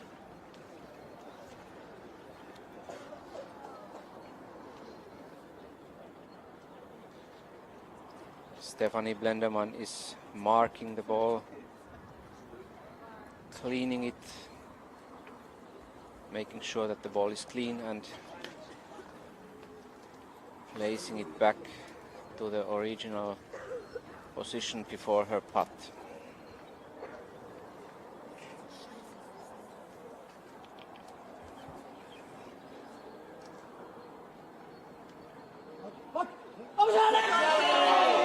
Checking the line for the putt, at the same time possibly looking for some small marks on the lane which can be used as help for aiming, trying to play over those marks. And in it goes as expected. She seemed to have a little bit pressure on that putt. As I mentioned earlier, there is always an extra pressure because if you miss this putt, it's not you who is the next one in trouble, it's your playing partner, and that's the extra spice in this mixed pairs competition. Kalle Rüner answering now on the lane 8. Let's see if he can do it better than Dennis. Also looking to be a little bit on the right. Yes, pretty similar shot as Dennis shot earlier.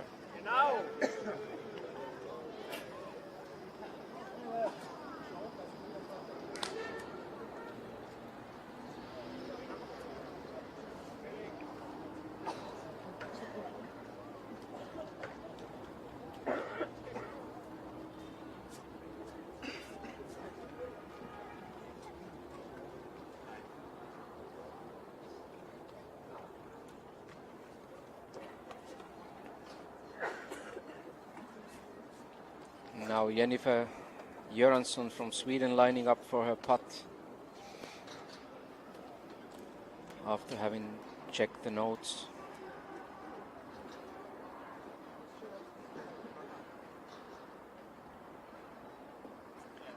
No problem either. Both ladies making their putts in a sovereign way. And now we can take a small look at the scores, and here we see the leading player, or the player of the leading pair at the moment, Alena Doleželová, Czech Republic, playing the lane number 9, a solid ace. Alena and Marian have only 2 misses in this round so far after halfway. 11 strokes on 9 lanes, giving them a total of 90 and a 1-shot lead over Karin Heschel and Manfred Lindmeier, and potentially also over Stefanie Blendermann and Dennis Kapke if they manage to ace lane number 9, which they still have to play. We move to lane 13. Melanie Hammerschmidt. Lane 13, a double slope with his S shape. Also here players are using a very bouncy ball, going for a double rebound. This one lips off on the way, and that's a lot of trouble for Melanie now, or rather for her playing partner Marcel Noack, since the ball is so bouncy. It's rolling far, far out from the circle and leaving Marcel with some thinking if he wants to save a 2 for their team. We go to lane number 9 with the leaders, Stefanie Blendermann, nicely into the obstacle, and a perfect line for an ace. That brings them to 91 shots in total after 9 lanes. 1 shot off the leaders, Doleželová and Strasko. Jennifer Göransson from the Swedish pair. The ball coming out of the obstacle slower than for Stefanie, and that's not enough to keep the line to the hole. So it's a miss and some serious faces, serious looks on Jennifer. If Karl-Johan makes the putt, they move to a total of 94, leaving them at the moment outside the medal ranks.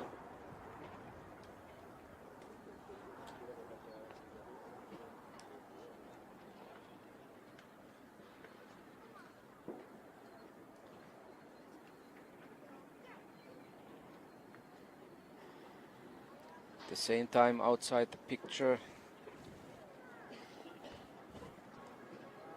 Alena Doleželová acing lane 11. They did not ace lane number 10, meaning that was their 3rd miss in this last round of the mixed stroke play finals.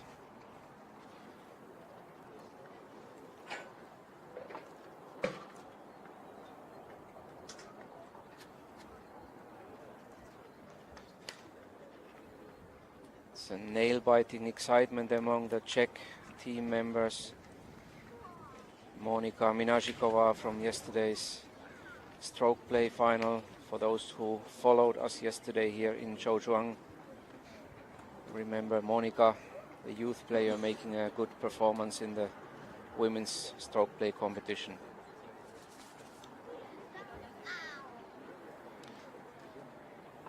Lane 10 and Dennis Kapke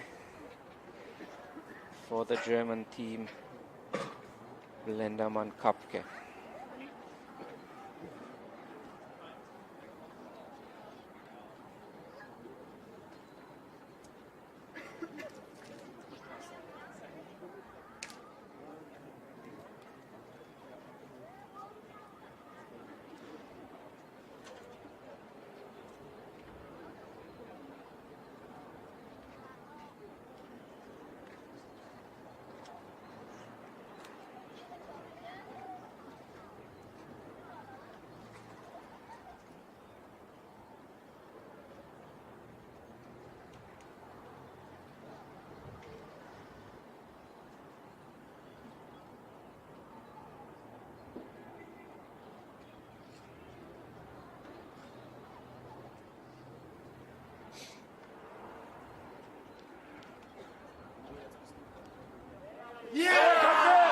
straight over the 3 hills for the right rebound, and a solid ace for Dennis Kapke on the 10th lane.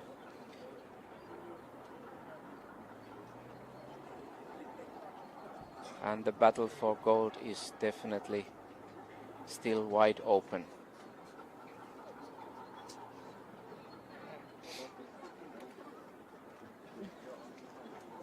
One of the last chances for the Swedes, Jennifer and Karl Johan, to stay in the game.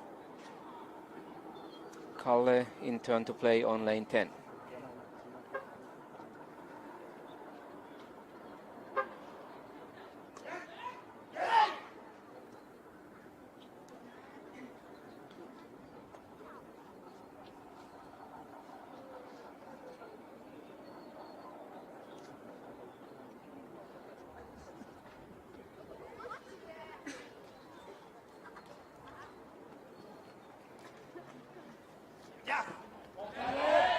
Just as good as Dennis Kapke's shot seconds before.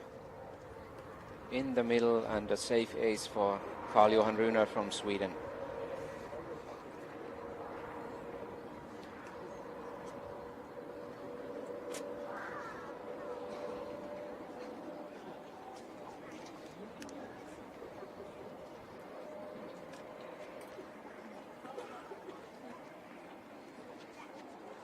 If Dennis Kapke and Stephanie Blenderman ace lane 11, they are tied leaders together with Alena Dolezelova and Marian Strasko. Karin Heschel and Manfred Lindmeier from Austria are 1 shot behind these 2 pairs. And the rest of the field is already a couple of shots more behind. We go to lane 12. Manfred Lindmeier from Austria to play. Left side frame, touch in the obstacle plate, and then straight in. Perfectly executed by Manfred here.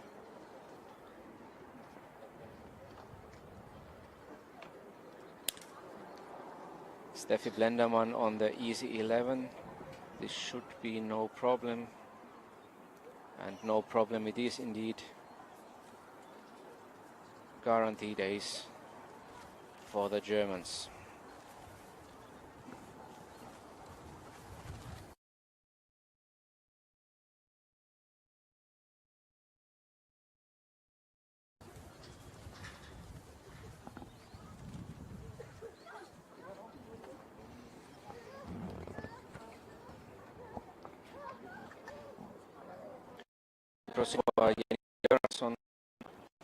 No here, this really is the easiest lane on the concrete course.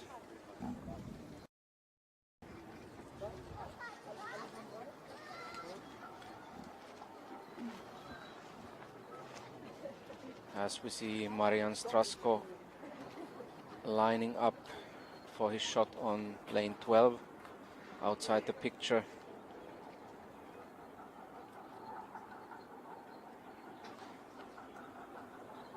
Here we have Marian still concentrating for his shot.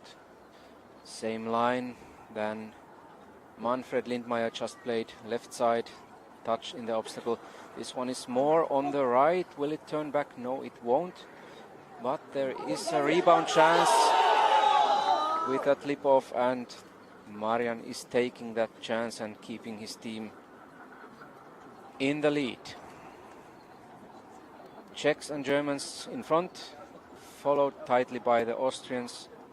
The battle for the mixed pairs males at this World Championships is still definitely on, with 6 lanes to play.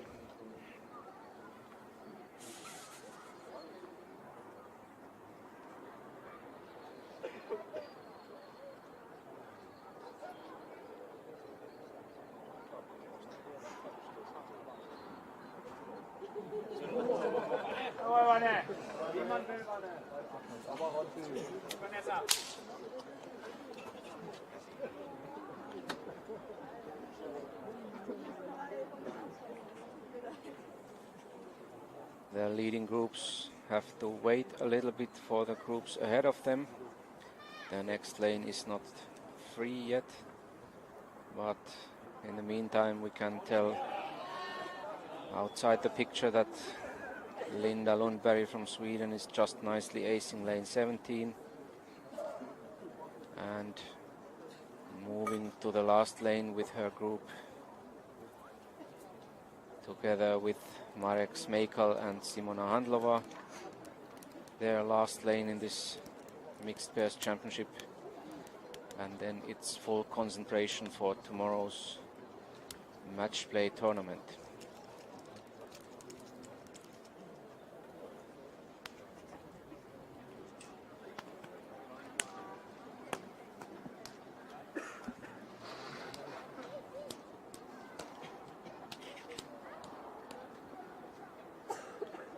The Czech and Austrian pairs move now to lane 13, while Lenderman and Kapke, as well as the Swedes, moving to lane 12. Still waiting for their turn to play. We go to lane 14. Oleg Klassen from Germany here, preparing for his shot. Playing the 3-frame rebound option. Many players choose here the straight line for a rebound off the back, but Oleg chooses the frame option. One touch, second touch, third touch, and then passing the hole on the right side for a rebound. Looking quite good. Ball stops right next to the hole and is turning in.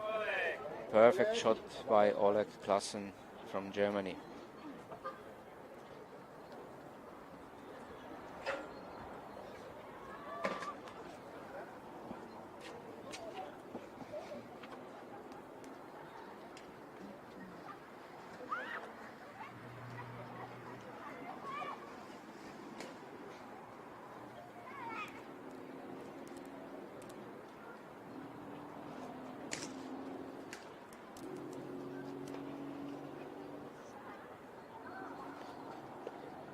Here we see in the picture Will van Disseldorp, one of the referees in this tournament. As I mentioned yesterday, we have 4 referees in this tournament.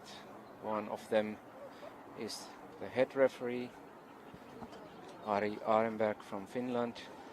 The other referees coming from Sweden, Latvia and the Netherlands. Very experienced international refereeing team that has taken good care of the tournament. Sebastian Heine also going for the 3-frame option, and also his ball is turning nicely back, taking the expected slope behind the hole and returning back to the hole. No problem for Sebastian either.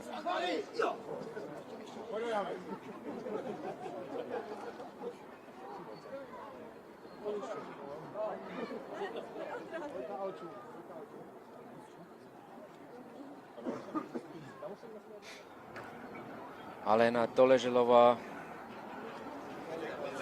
from the leading Czech pair on lane 13. Bouncy ball and the double rebound in the circle. This one is wide. Just staying in the circle.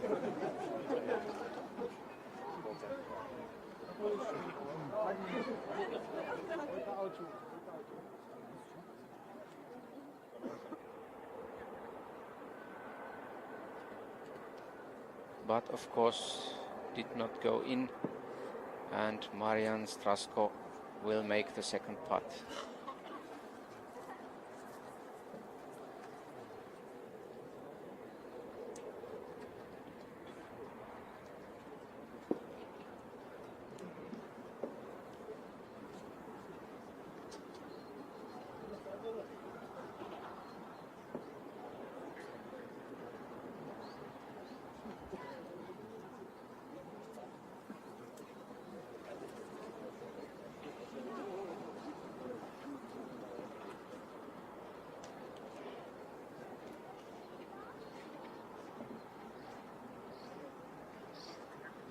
Meanwhile, on lane 12, I see in the results that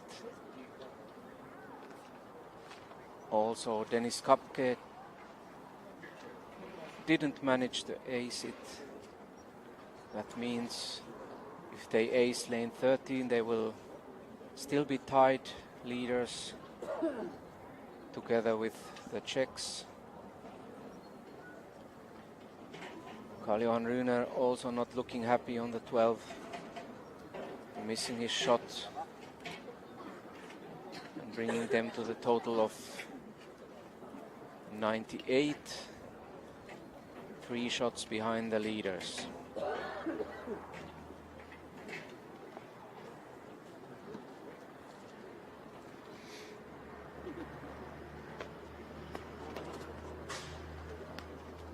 Here the Austrian supporters following the scores and hoping the best for Karin Heschel and Manfred Lindmeier, their teammates. We go to lane 15 with Jasmin Ehm from the German team Ehm and Klassen.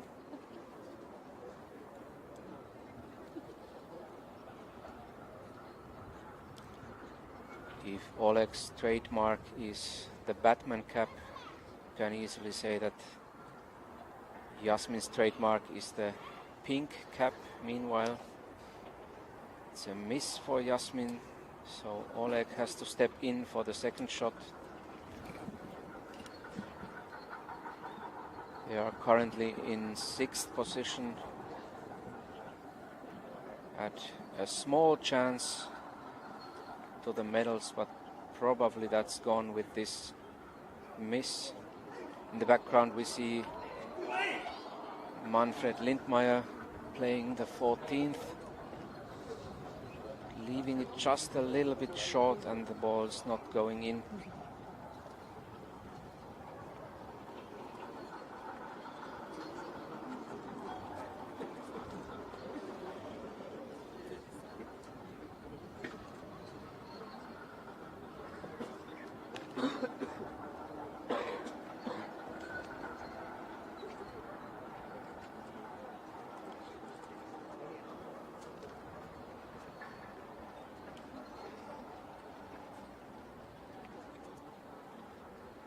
Oleg's second shot is better than Jasmin's first one, but still touching the obstacle on the way to the circle, so no chance for a 2. They drop a shot if Jasmin makes this putt.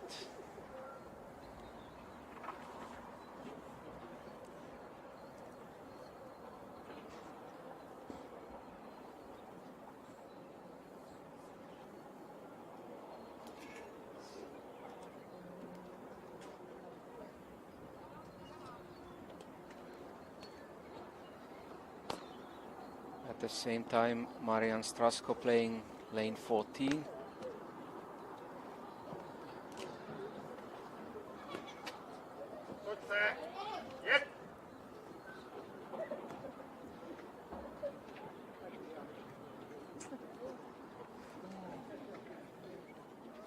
I hope we can see Marian's shot from lane 14.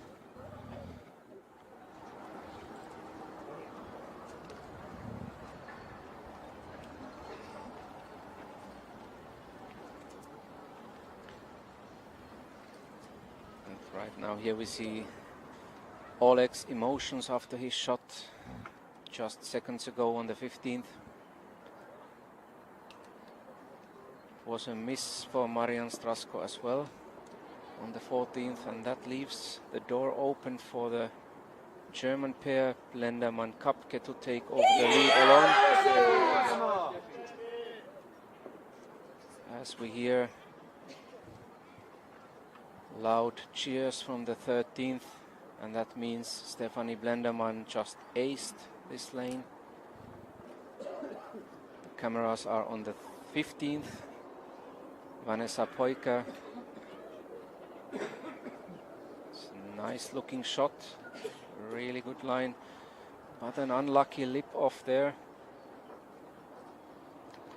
Killing the pace, a really good shot from Vanessa, but a bit unlucky not to have the ace.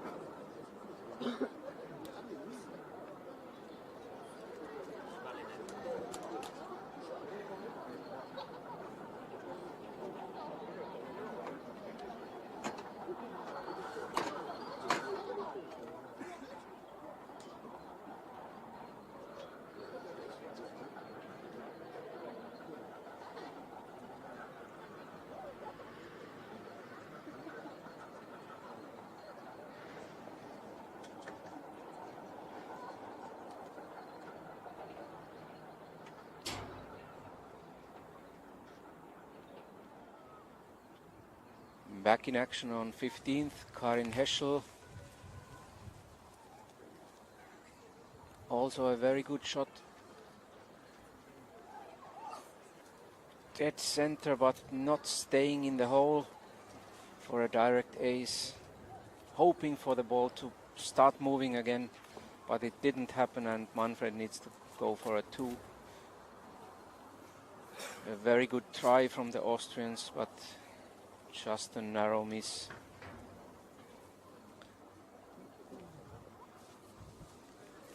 That gives us, after 14 lanes, the following situation.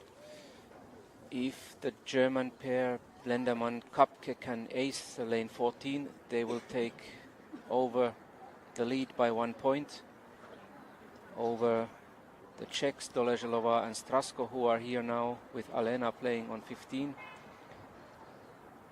And they are 1 shot ahead of the Austrian pair Karin Heschel, Manfred Lindmeier currently. But if Alena can ace lane 15, she will definitely put a lot of pressure on the Germans playing in the group behind them.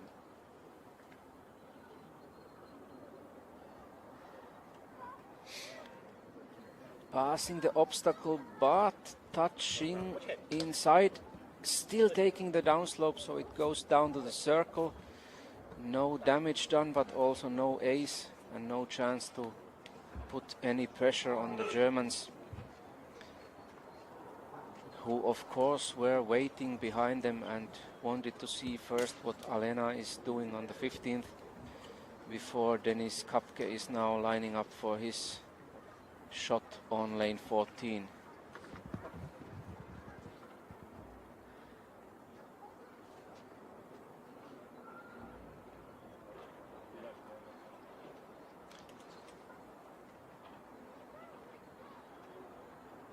While Marian Strasko is putting on the 14, on the 15, we can see here right next to me Denis Kapke concentrating for his shot on the 14th. He's also playing the 3-frame option, just like his teammates earlier in this final.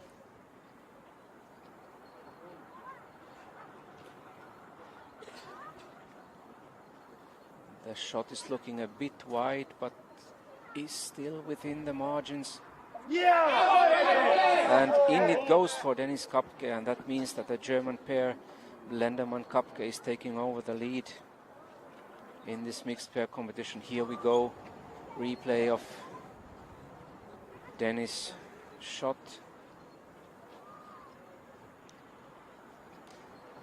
1, 2, 3, and then passing the hole on the right side, taking the turn in towards the hole, stopping just by the hole and turning in. Nice ace by Denis Kapke. 97 shots in total after 14 lanes, 1 less than Doleželová and Strasko had at this stage. However, they made a 2 on the next lane, so with an ace there, the Germans have a further chance to improve the lead. Karl-Johan Rühner acing the 14th as well to still give them an outside chance for medals.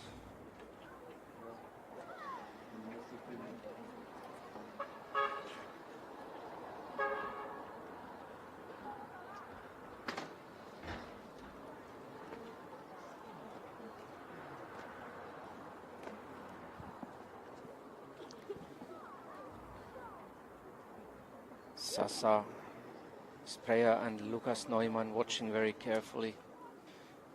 If Team Germany is able to take home another gold medal, we go to lane 16 and Marian Strasko.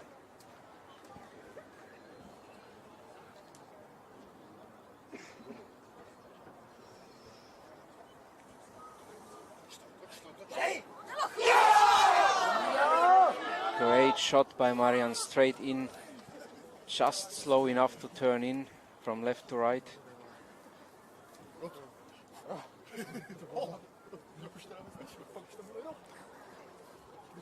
Obviously no problem according to his teammates. Safe ace. And that keeps the title dreams alive.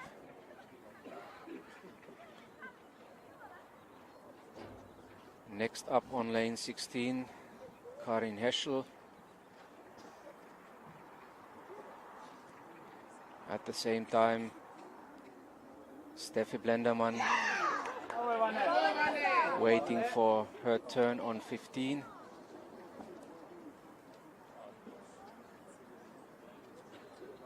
Vanessa Poiker just aced lane 17, putting pressure on Karin Heschel and Manfred Lindmeier.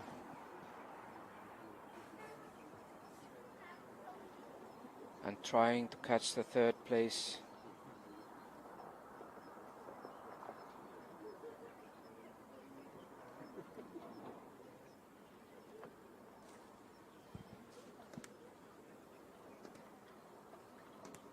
And now one of the most important shots of this final, Steffi Blendermann on lane 15.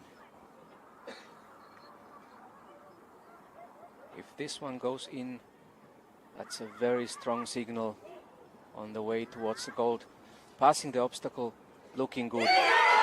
And in the style of true champion, that was yesterday at least, maybe also today, the perfect shot by Steffi in this very, very tough situation. This ace gives them a 2-shot lead over Alena Doleželová and Marian Strasko with only 3 lanes to play. But let's remember that Marian already has aced lane 16. If Dennis Kapke can't match that, it's a 1-shot lead with 2 lanes to play.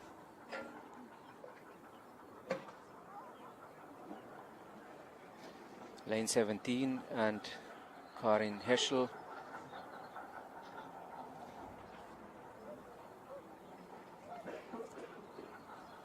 Too wide to the right, no chance there, and it's a 2.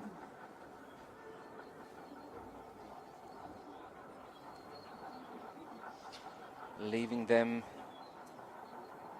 on tied 3rd position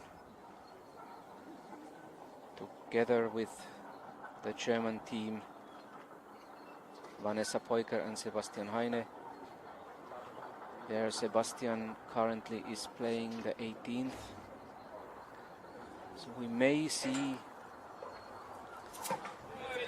may well see a sudden death playoff again today as well. Sebastian aces the 18 and brings their team safely to the finish. We go to 17. Alena Doleželová. This one must go in if she wants to keep their gold hopes alive.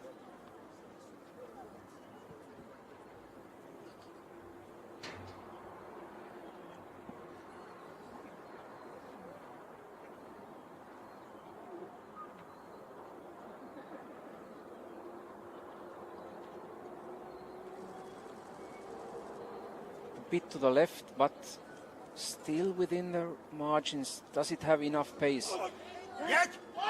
From there on, the ball should start rolling, but just some centimeters too short. Very close try. A good line, but just a little bit too slow. And Marian has to make a putt for the 2. This gives the keys again to the German hands. Dennis Kapke to play on lane 16 for them.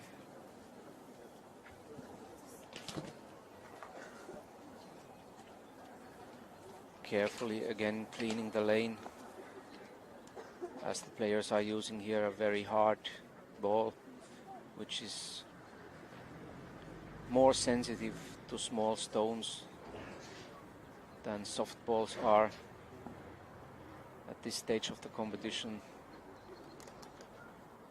All the preparations must be done 120% carefully. Dennis Kapke now on the 16th. The obstacle is not a problem on this lane. It's coming out nicely, a little bit too far on the left. No ace. No ace for Lenderman and Kapke on 16. It's definitely not over yet.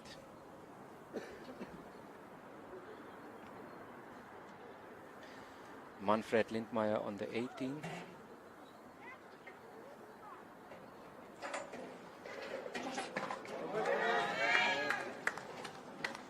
And this ace secures Manfred and Karin a place in the 3rd place playoff with Vanessa Poiker and Sebastian Heine. The Swedish pair Karl-Johan Rühner and Jennifer Göransson also have a chance to reach this playoff if they ace all of the last 3 lanes. If not, the playoff will be played between Vanessa, Sebastian, Karin and Manfred.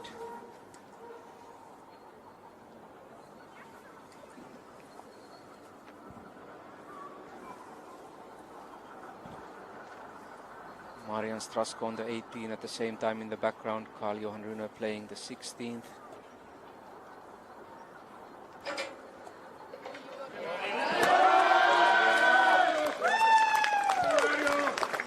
Ace for Marian Strasko, securing them at least a silver medal in this mixed pairs championship.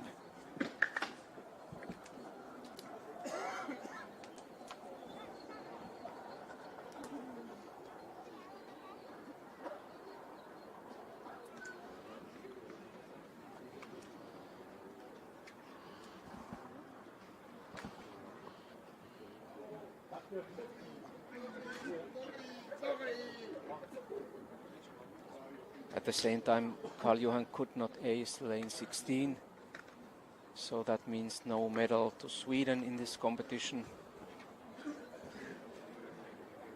We go to lane 17 and Stephanie Blenderman. She can use 3 shots on the last 2 lanes in total to secure the gold medal for the German pair Blenderman-Kapke.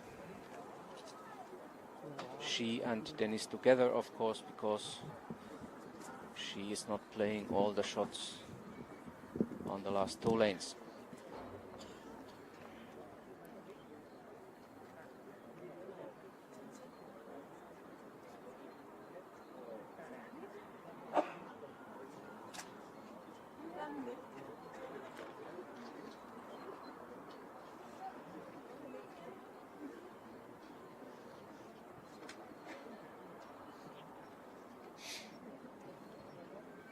She doesn't seem to be quite as relaxed as yesterday in the stroke play championship.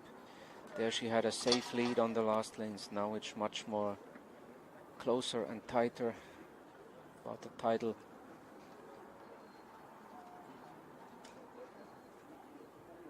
Too far on the right basically, but if the pace is perfect there might still be an outside chance. In most cases, the ball is stopping here on the edge of the hole, as we saw several times yesterday. But let's remember that they had 3 shots for the last 2 lanes. This means that Dennis Kapke still has 1 match ball, 1 match point on the last lane.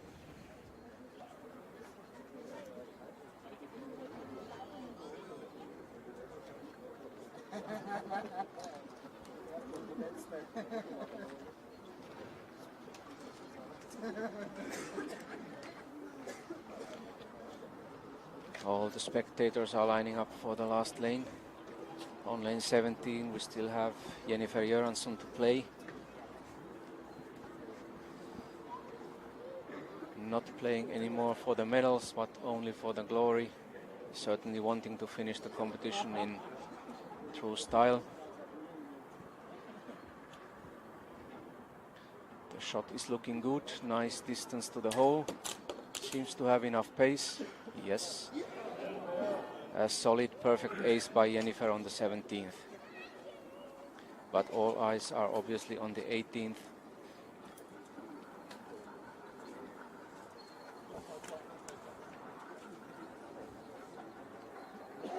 Dennis cleaning the lane carefully in his usual style. Lining up for the shot.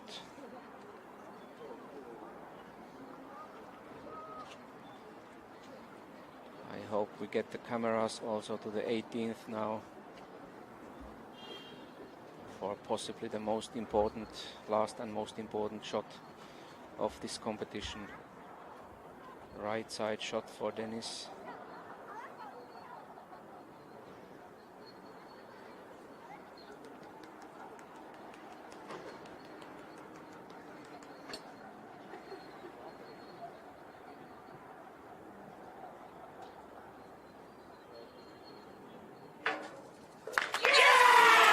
And in it goes. In it goes, no mistakes on the last lanes. And we have the first ever general class mixed pairs world champions from Germany. Stefanie Blendermann, yesterday's women's stroke play world champion, and Dennis Kapke. Congratulations. Big congratulations also to the silver medalists Alena Doleželová and Marian Strasko from Czech Republic.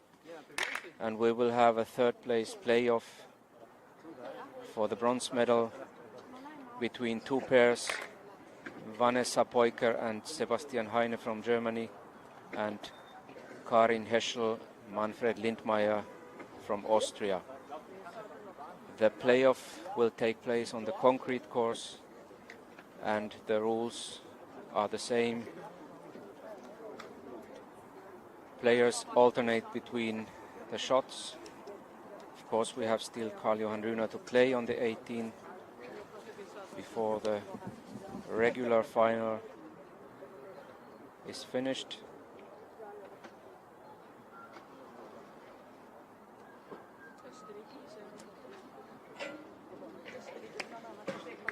Sudden death playoff for the 3rd place with a mixed format, meaning that on the first lane the male player will play the first shot. If the sudden death proceeds to the 2nd lane, the female player will do the first shot, and so on and so on. The cameras are surely also moving quickly to the first playoff lane so that we can catch the live action from this sudden death. Dennis receiving the congratulations from the fellow players here, from the Dutch Bottenberg brothers. The older one of them, Yuri, is playing in Germany, in the German Bundesliga.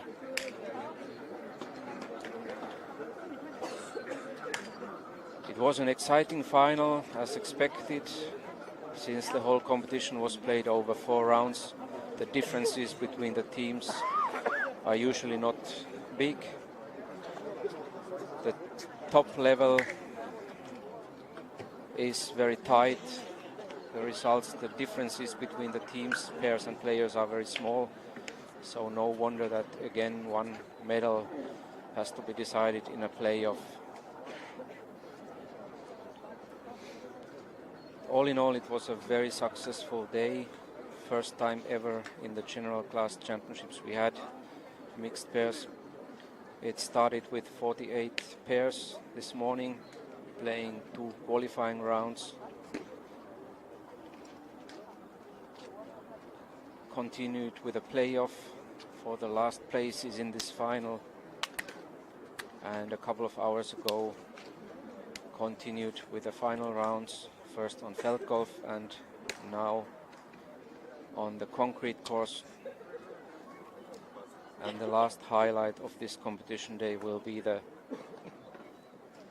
sudden death playoff for the bronze medal. The Austrians, Karin Heschel and Manfred Lindmeier, were leading this competition a very long time from the beginning on, but unfortunately at the end they couldn't defend the leading position. The playoff begins with Sebastian Heine on lane 1. Left side frame and then straight in, or the rebound off the back if the player manages to hit the exactly right pace.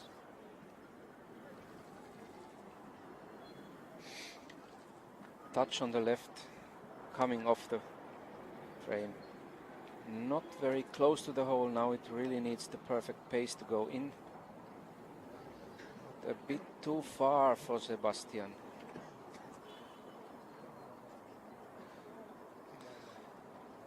That's a 2 for Heine and Poika.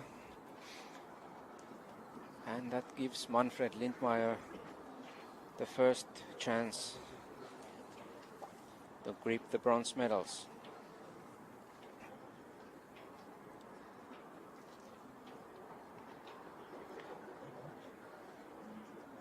Very similar line as Sebastian just played. Maybe a slight difference in the ball positioning on the tee off, but same spot on the left frame. Going closer to the hole, definitely not straight in, but in good line for the rebound, and that's an ace for Manfred Lindmeier. And Manfred takes the first medal for the Austrian team in these championships. Bronze medal in the mixed pairs championships for Karin Heschel and Manfred Lindmeier from Austria. That was a very, very fast play of sudden death on the first lane with a perfect ace by Manfred Lindmeier.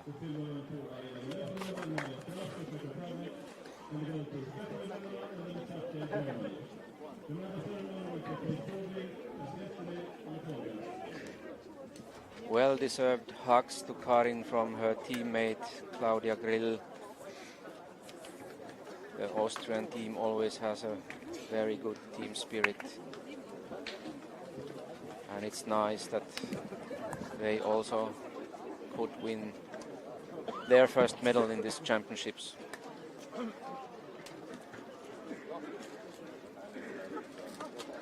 To summarize up the day in short, the gold medals in the first ever mixed pairs World Championship tournament go to Germany, to Stefanie Blendermann, yesterday's stroke play champion, and her playing partner Denis Kapke. Silver medals go to Czech Republic, to Alena Doleželová and Marian Strasko. And the bronze medals after the playoff to Austria, to Karin Heschel and Manfred Lindmeier. As we did yesterday, we will also today show you the medal ceremony of this category, which will follow in just a few minutes' time.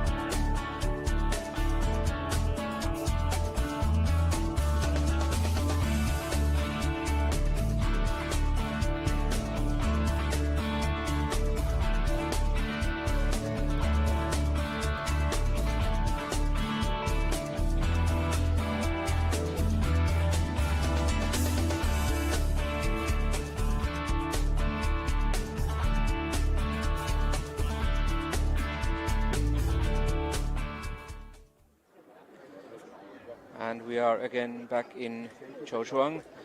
Here we see the results, the final results of today's mixed pairs championships while we are preparing for the medal ceremony.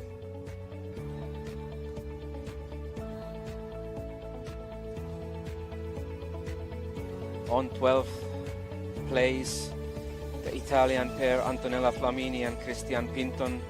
On 11th place, the surprising team to qualify to this final, the Finns Lotta Onikki and Eetu Ikola.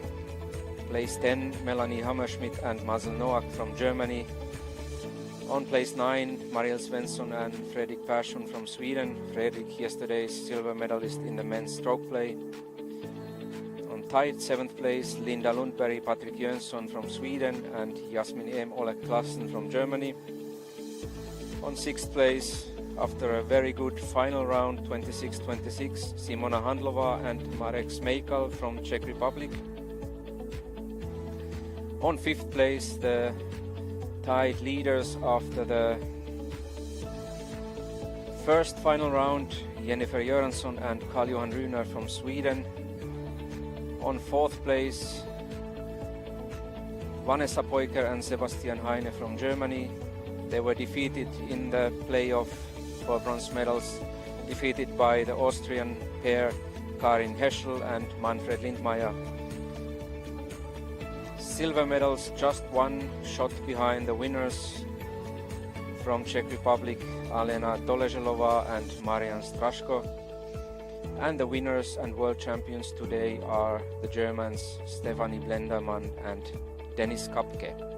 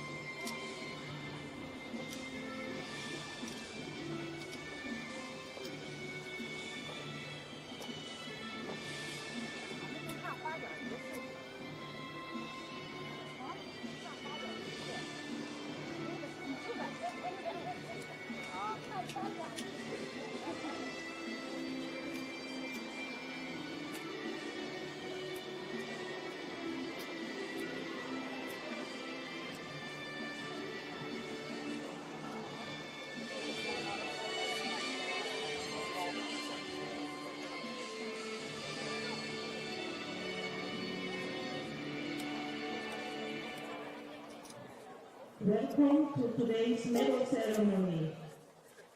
The medal is being presented by Dr. Gerhard, President of the World Volleyball Federation, Mr. Hawari, General Manager of Bengal, and Victor Fondeso, President of the European Volleyball Federation and owner of BangolfVM gold sponsor Russell Golden.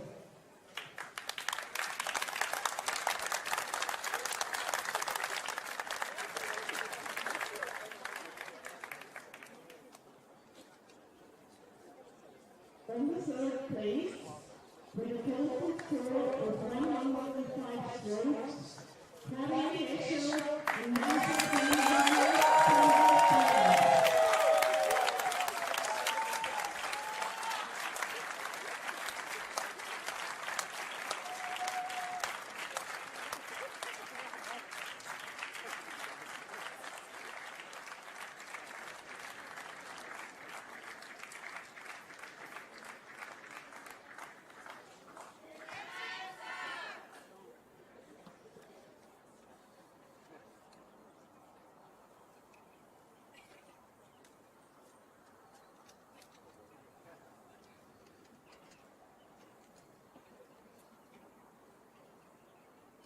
On the second place, with a total score of 104 strokes, from Czech Republic, Alena Doleželová and Maria. And then we have the silver medalists, the Czechs, Alena Doleželová and Marian Strasko. It's really a nice reward for Marian after his not good performance in the stroke play competition. He now gets a silver medal from this mixed pairs championships. Alena has plenty of medals from the youth category competitions, but this is one of her first medals in the general class. And finally, the World Champions 2019 in the mixed pairs category. Stephanie Blenderman taking home her third gold medal already in these championships after women's teams and individual stroke play.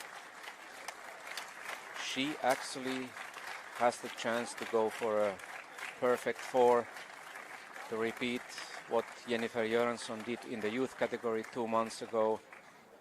Stephanie Blenderman and Dennis Kapke, the mixed pairs world champions 2019.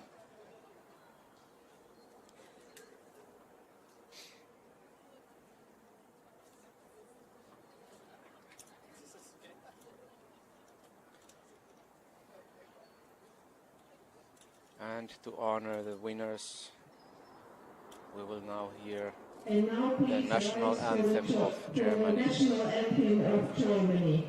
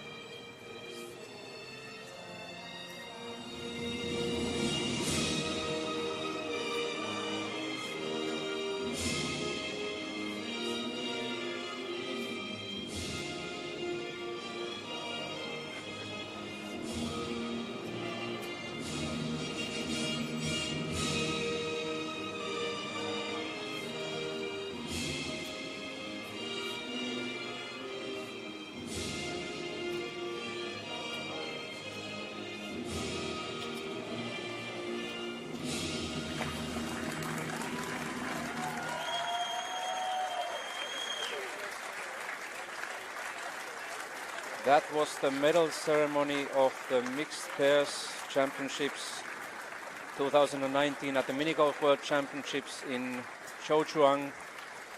The medalists are lining up for a final photo on the middle podium.